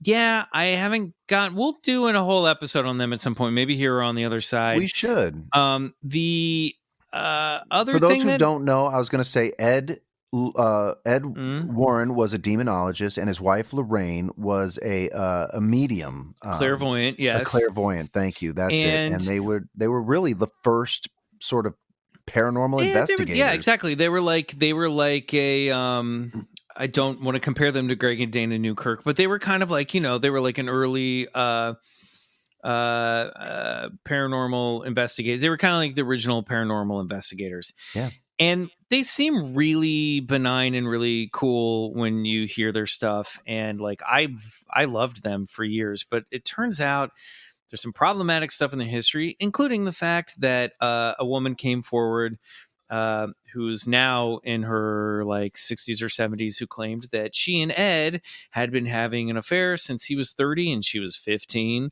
And they lived in the house. She lived in the house with them, and Lorraine knew about this affair when she was still a teenager. There's a lot of weird stuff around these guys. And a lot of people, a lot of weird stuff around the paranormal. We'll have to do a story about them. Yeah, I just wanted to put that out there as a disclaimer that you do not have to put your foot too deep into the internet before you see lots of people saying if it came from Ed and Lorraine Warren, then it's got to be false. It's got to be fake. So I'm just putting that out there. Okay. I don't have a strong opinion, but it does seem like there might be some issues with their legacy as actual paranormal investigators. Moving on. The book suggests that the Lutzes had at least, maybe 3 separate entities in the house. 1, an old lady, a previous resident before the DeFeos. 2, the ghost of the little boy, who may not have realized he was dead. 3, Jody, the demon pig, which may have been the same entity as a possible number 4, the white-hooded demon. The idea was that Jody was a fallen angel that was appearing as a cartoon or pig to the kids and to Missy, but then as a white-hooded horned demon to George and Kathy. Right. For those who don't know, I mean, it's been said that demons, in order to interact with children, will take on the form of something more pleasing, like that of an animal, Like a terrifying demon like pig. a terrifying pig. laser-eyed demon pig. Yeah. Missy didn't seem to mind, did she? Oh my God, that part is the worst part of all of this. Yeah. I hate that part. Nothing seems to bother Missy in this story at all. If you go back and look, she's cool as a cucumber this entire time. An interesting theory that the book states is that some who believe in reincarnation say that we pay for past errors by being reborn in a new body and experiencing the consequences of our actions. But any entity as resolutely malevolent as the ones who tormented the Lutzes would have realized that a return to the flesh might entail retribution in the shape of physical deformity, illness, suffering, and other bad karmas. Thus, a particularly nasty spirit might avoid rebirth altogether, instead opting for seizing the bodies of the living in order to experience food, sex, alcohol, and other earthly pleasures. I love that you're like, I don't want to move on. I just want some more food, sex, and booze. Well, this kind of it's the simple things. It's the simple things. This ties into the Tibetan Book of the Dead as well, where this idea of I think, and I again don't know enough about this, so don't come at me, but I believe that in the Tibetan Book of the Dead, the white light that we all see when we're going out into the next realm is actually sort of the re-entrance light. And a lot of people are drawn to it. But if you go into that, you are recycled and you're reincarnated. And the real goal is to break out of the reincarnation cycle and move towards some of the other lights that are out there in the afterlife. So that kind of lines up with some of that stuff. Who wouldn't want to come back to Earth, bro? Earth is dope, dog. Yeah, but I'm just you kidding. can get to the higher dimensions. Kidding. Did you not sense the? There was. I kind of honestly, Bryce, I kind of feel that way because I remember when I was a kid. This is a true story. When I was a kid, there was one of those like the world's gonna end on Friday things. And I was so bummed because I just started collecting the Cops toy line, which were like big G.I. Joes that had cap guns with them. And I remember literally asking my mom, like, but is there going to be Kmart in heaven? Can I get more cops in heaven? Can I get more cops in heaven? I just wanted to keep collecting toys. So I'll tell you what, I'm going to be the first one headed towards that white light. You know what? There's something luring about the tactile infirmary of our third density Earth. That's the whole point. We're down here to experience all of it. Like we're to food, just what you said, food and fucking and like even pain and misery. And yes, sure, this is all, I don't know. Yeah. I think like them's the rules down here again. And it's like reading a good story. You don't want to go to a movie where you don't experience feelings. This isn't to say that anyone's pain and suffering is meaningless. This is all a giant esoteric, giant problem that we're all trying to unpack. I guess that, some people, I don't know. We don't know. But I have to think that there is a meaning to coming down here and hanging out and living this life. Otherwise, even if there is suffering, otherwise, what the fuck are we doing? That's all. I don't know. Do you guys feel like you've been here before? Do you feel that way? It's a great question. I don't know. I think so, but then it's like in astrology, if you're an Aries, right, it's your first time around, right? Oh, isn't there something to that? And I'm an Aries, so I really don't know. Because it's the first of the cycles, but I don't know. I feel like possibly, maybe. I've felt that way before. Yeah. I remember when I was a little kid. My mom had a cedar chest up in my parents' bedroom, and in there she had a bunch of stuff that belonged to her grandparents, my great grandparents, and my great great grandparents, and I have a very vivid memory of, because that was also like near the TV that I used to watch He-Man and Fat Albert as a kid after preschool, and I remember I'd go through that chest and there was a collection of old newspapers in there. And in the old newspapers, there were the old comic book strips with like the original Gasoline Alley and Dagwood, like all the old stuff from like the 1920s. Yeah. And I remember as like a 4 or 5 year old kid looking at those and thinking, I miss this. I miss this so much. Wow. And having a connection to the old pictures I would see in the newspaper. And it gave me a sense of nostalgia for a time that I didn't live in. Yeah. So that's the only real connection. And I've always kind of carried that with me, especially about the 1920s, 30s, and 40s. I've always had a nostalgia for that time period in particular, and a little bit of like the Victorian era. But like, I can at least point to that as being a kid and not having a lot of life experience, being like, that's kind of, as an adult going, that's kind of weird that I thought that, Yeah. How about you, Riley? I mean, I think there's a part of me that feels like really old, and like just kind of like weary and like long sigh, like interesting. Like, you know what I mean? Like, that's so interesting. Just like there's definitely a part of me that feels like I've done this a lot of times. Right. But I mean, there's no absolution to that. I can't, say with certainty at all anything about that. But, I mean, we're all from the beginning of the universe on a physical level, right? So, well, and there's the whole idea of like, and it's a bit new agey, I don't know, but like cellular memory. Maybe I'm remembering my great grandfather's memories when I look at those newspapers. I've been dying to do a story of high strangeness about reincarnation, and I've told you time and time again, Bryce. No, and you know what? The evidence is quite compelling and a little overwhelming. There's some incredible cases, and they usually take place within children. They usually lose it at about the age of 7 and beyond. And the cases are, they have a system of how to rate the veracity of each claim. And like I said, some of the details that the details on this thing are crazy. They're insane. And it's hard not to make a good, solid case for the idea of reincarnation.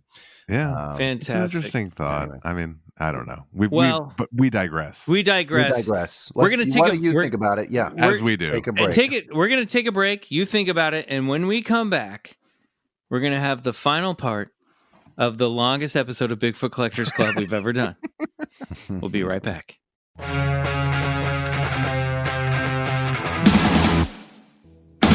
Part 3, the Amityville Legacy.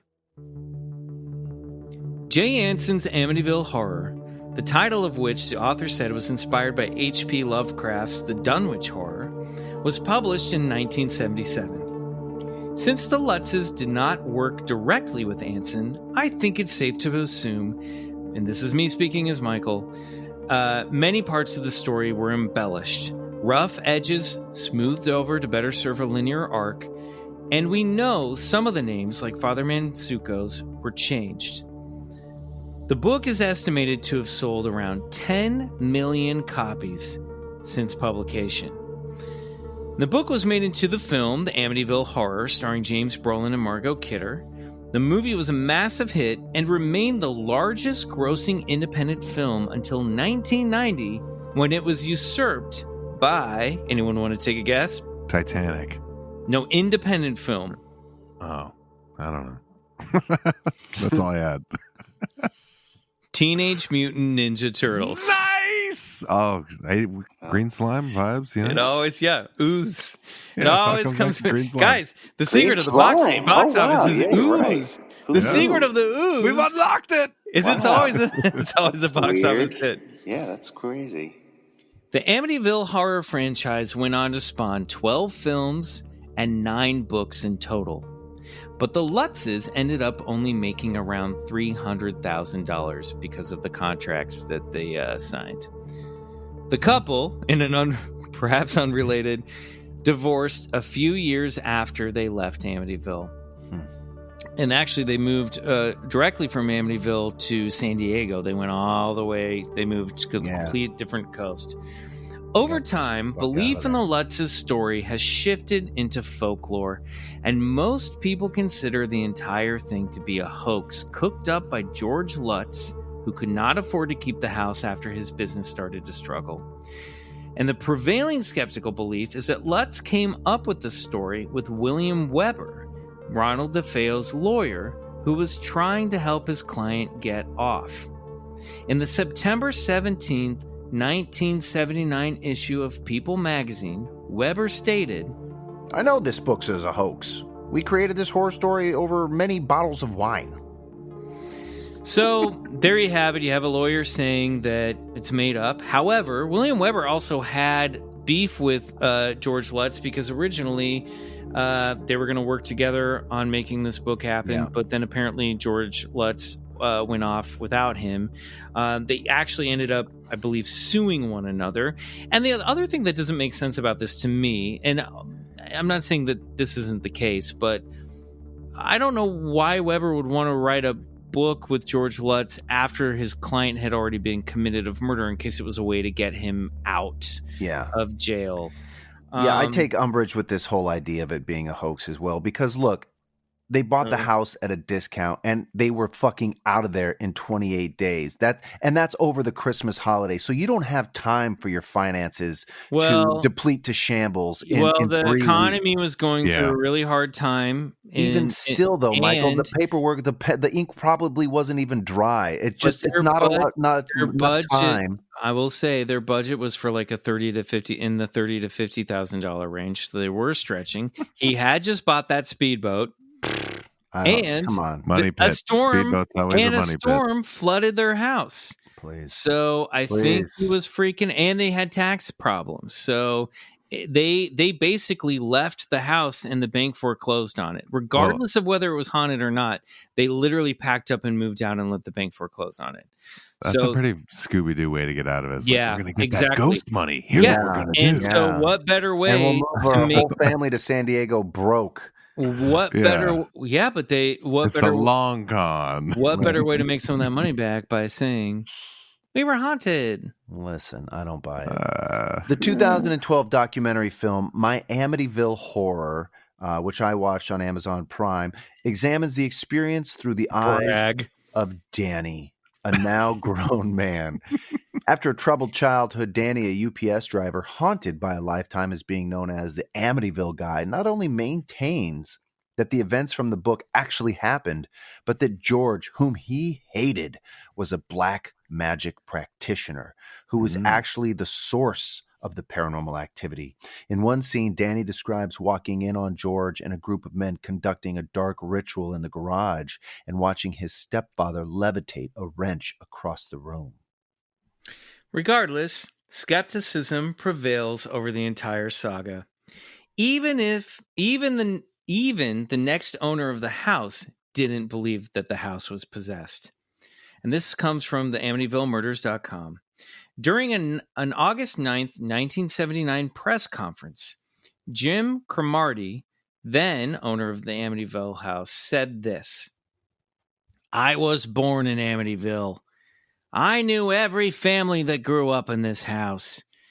And that is another crock. The Lutzes say that every family that was brought up in this house had bad things happen to them. It happens to be a fact that only one family had a tragedy happen to them in this house. Every other family had nothing but good things come out of the house." Well, that's already bullshit because we know two families were completely affected. Their lives were shattered and altered forever, not just one. And you know, also, so suck on that, you old lady. Suck on that, you old lady. And you know what? The Warren I've just discovered on our shared Google Doc that Bryce has completely hijacked my end to this entire story. That's right. You better watch out. And listen, the Warrens said that the reason no other family experienced paranormal activity after that was because they exorcised those very demons. The Warrens said. Listen, how can you just poo-poo that entire... I'm not. I'm putting the information out there. He's contexting. He's not poo-pooing. Exactly. Thank you. It's contextual poo-poo. All right. Well, Bryce, why don't you take the first half of the sentence that you wrote that I didn't write, and then I'll take the second half. Sounds good. Great. So before you buy or move into your next place, you may want to find out the history and have it blessed by a half-competent priest, or buyer beware. And that, dear listener, is the terrifying tale of the Amityville Horror. Well done, Bryce. What do you think, Riley? Riley, we always ask our special guests, what the hell was that? What's your take on this, man? I mean, that was awesome, is what that was. Well done, lads. Well done. Thanks. I mean, the pig monster, I hate that. That haunts my nightmares forever. Jody. Why is the pig monster named Jody? That makes it scarier that it's named Jody. Yeah. I don't know. It's even worse. Demon from the Lesser Key of Solomon named Jody. I meant to do this earlier, but as you talk, I'm just going to quietly Google. I mean, overall, I don't know. This just sort of has an air of 70s camp to it.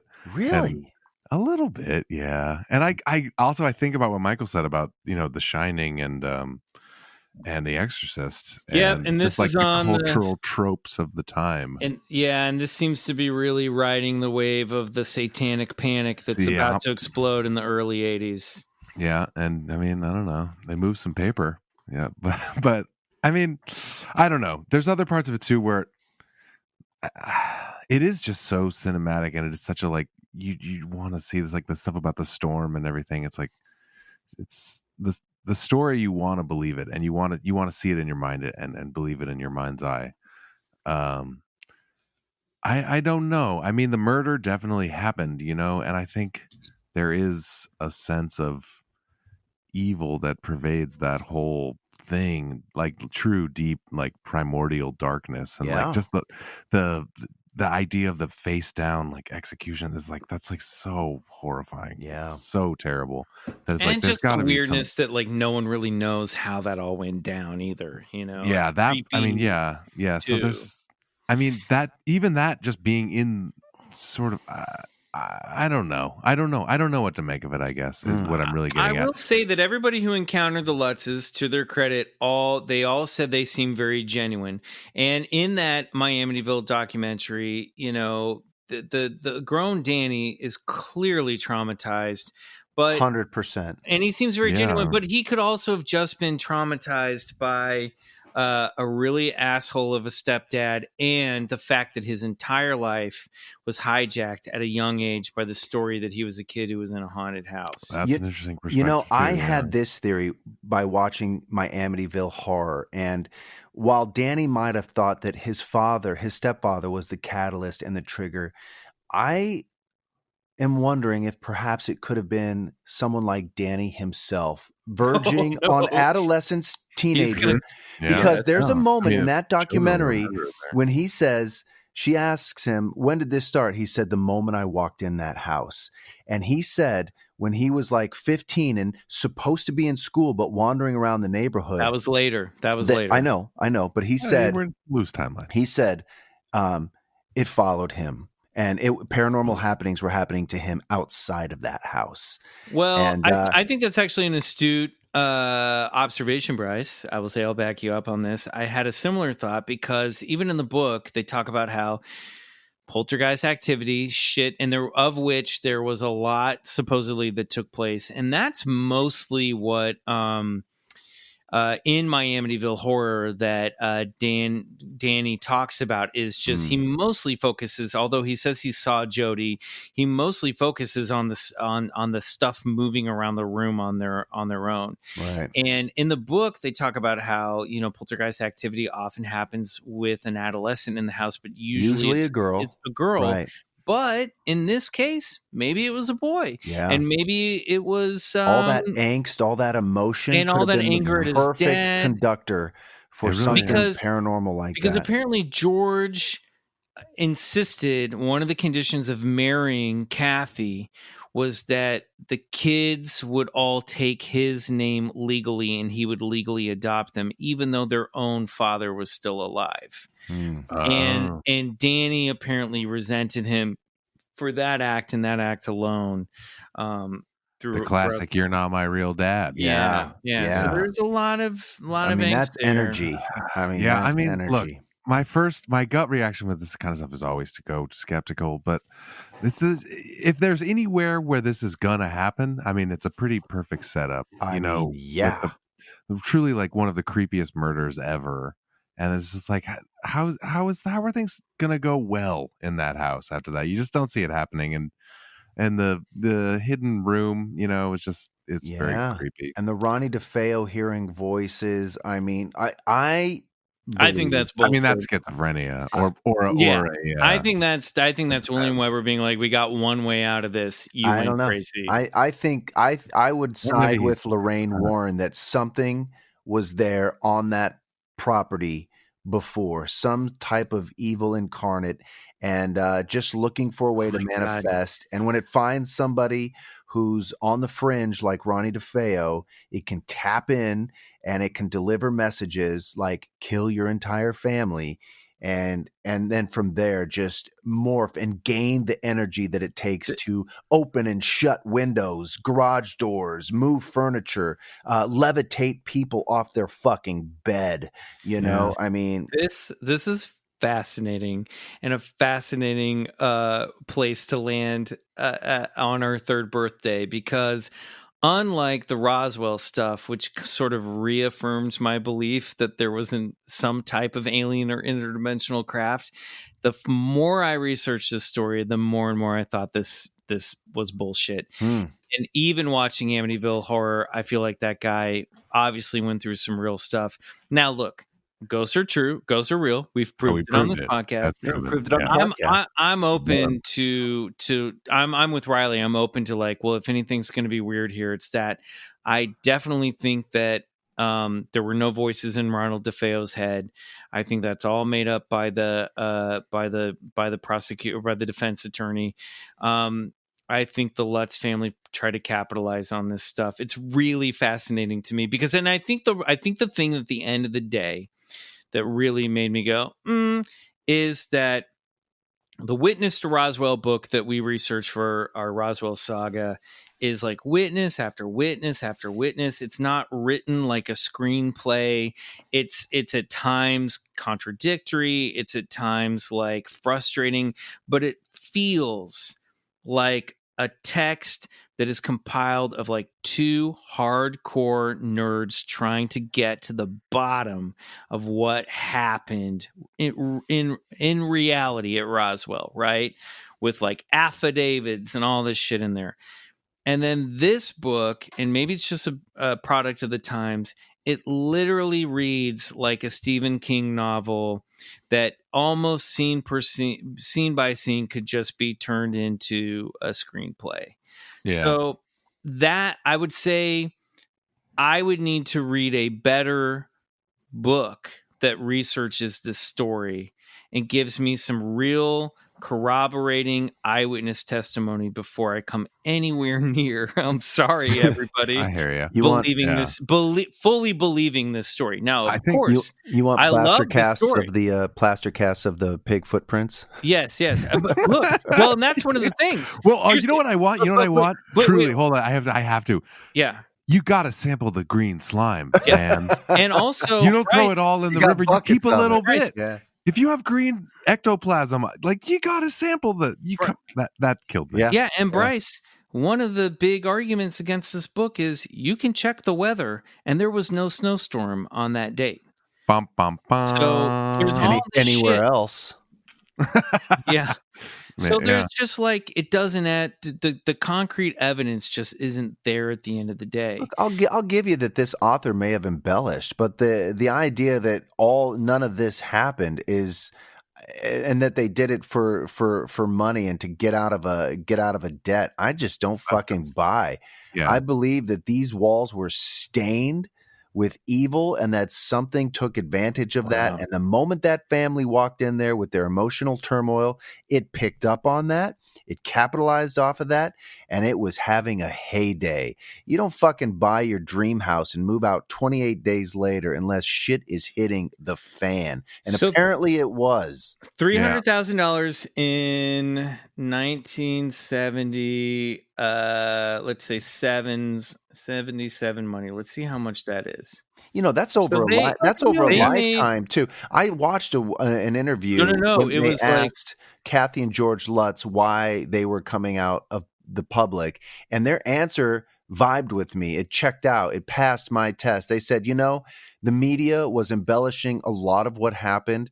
They were taking their own cues on making stuff up about what happened, and we felt, it was on us to tell our story because everyone else was doing it for us. And that, it was on a talk show that they were saying this. And I was like, that totally fucking makes sense, right? It's like, you got to reclaim your own story.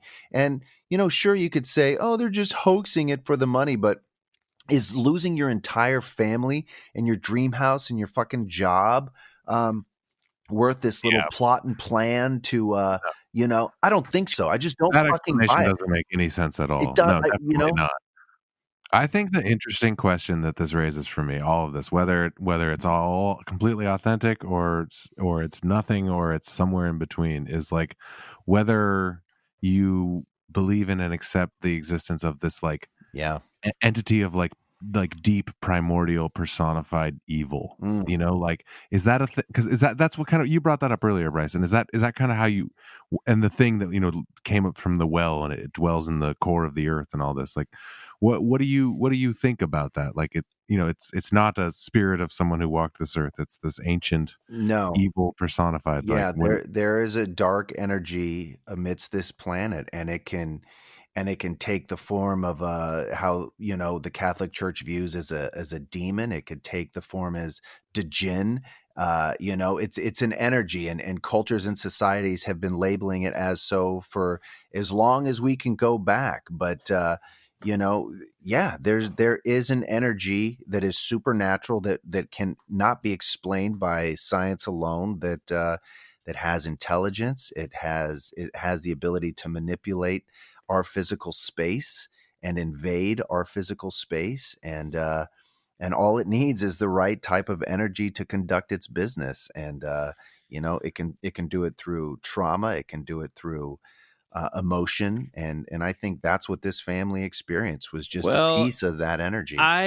I get you. I think the real victims of this story are the 6 members of the DeFeo family that were murdered by their fucking shithead. Well, I mean, obviously. Well, yeah, at the end of the day, that point. Sure.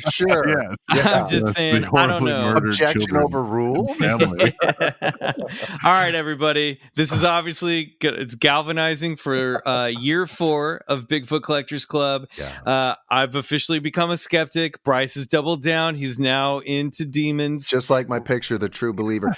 We want to know. Riley stays right in the middle. Well, I mean, you know, I here's my counter to that, Bryce. Just before we wrap it up real quick. It's just maybe that evil goes hand in hand with human consciousness, because 100%. like you don't see evil in nature. It's like that line in the book that we cover on our Patreon, great plug, Devolution, you know, where it's like it's neither good nor bad, they're just hungry, you know. It's like so maybe in order to have this evil, it's somehow related to our own sort of human consciousness. Yeah, you know, it's not a great point, a primordial spirit so much as it's endemic of, well, and elements are destructive. Fire's destructive, water's destructive, you know. At the same time, fire can be life can be, or fire can be support life, water can support life, but all the elements have a sliding spectrum of like destroying or creation, right? Like fire makes art, fire builds like swords and beautiful pieces of glass,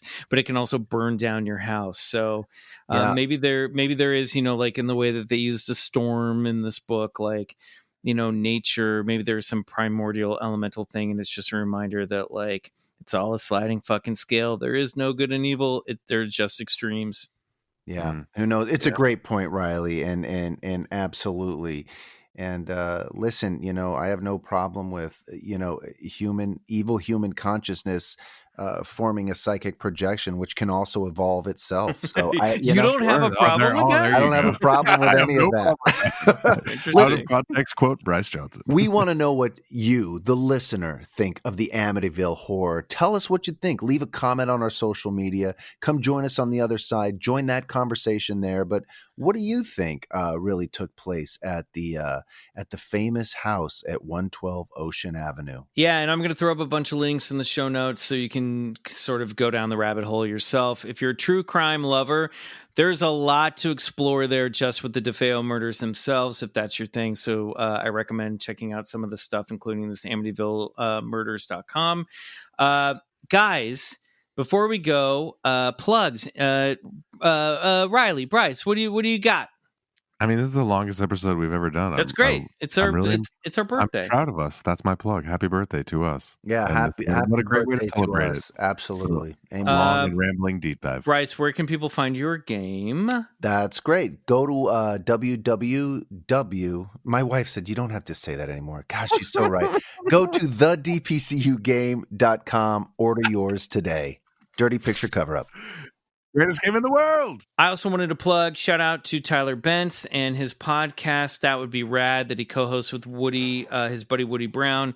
I called in and retold my origin story, the entity that I saw in the window. Tyler, of course, did our Zombie Bigfoot Cryptid CRYPT t-shirt that we talked about earlier on the show, so go check out his podcast. Do us a favor, go to Apple Podcasts, leave us a 5-star review. If you do, we'll read it on the air, like this one from LTCSAGV, who says, "Go get regressed, 5 stars, keep going, Queens." And that's exactly what we plan to do in year 4. So, guys, as is our tradition, next week there will be a Patreon sampler for the main feed. We'll pick something out of the archives to put up. If you're a Patreon subscriber, you'll have a new episode, so everybody gets something new.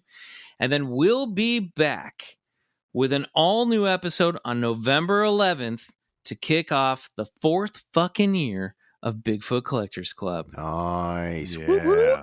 Until then. Season 4, baby. Good night. And go get exercised.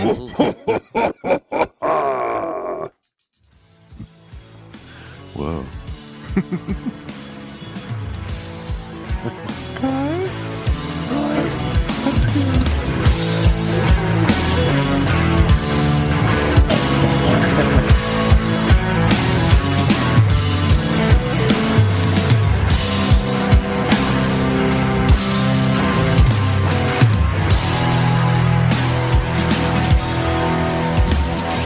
Bigfoot Collectors Club is produced by Riley Bray. Our theme song is Come Alone by Suneaters, courtesy of Lotuspool Records. If you like the show, please rate and review us on Apple Podcasts. It really helps get the podcast to more listeners. To support the show, check out our Patreon page at patreon.com/Bigfoot Collectors Club and unlock multiple reward episodes every month.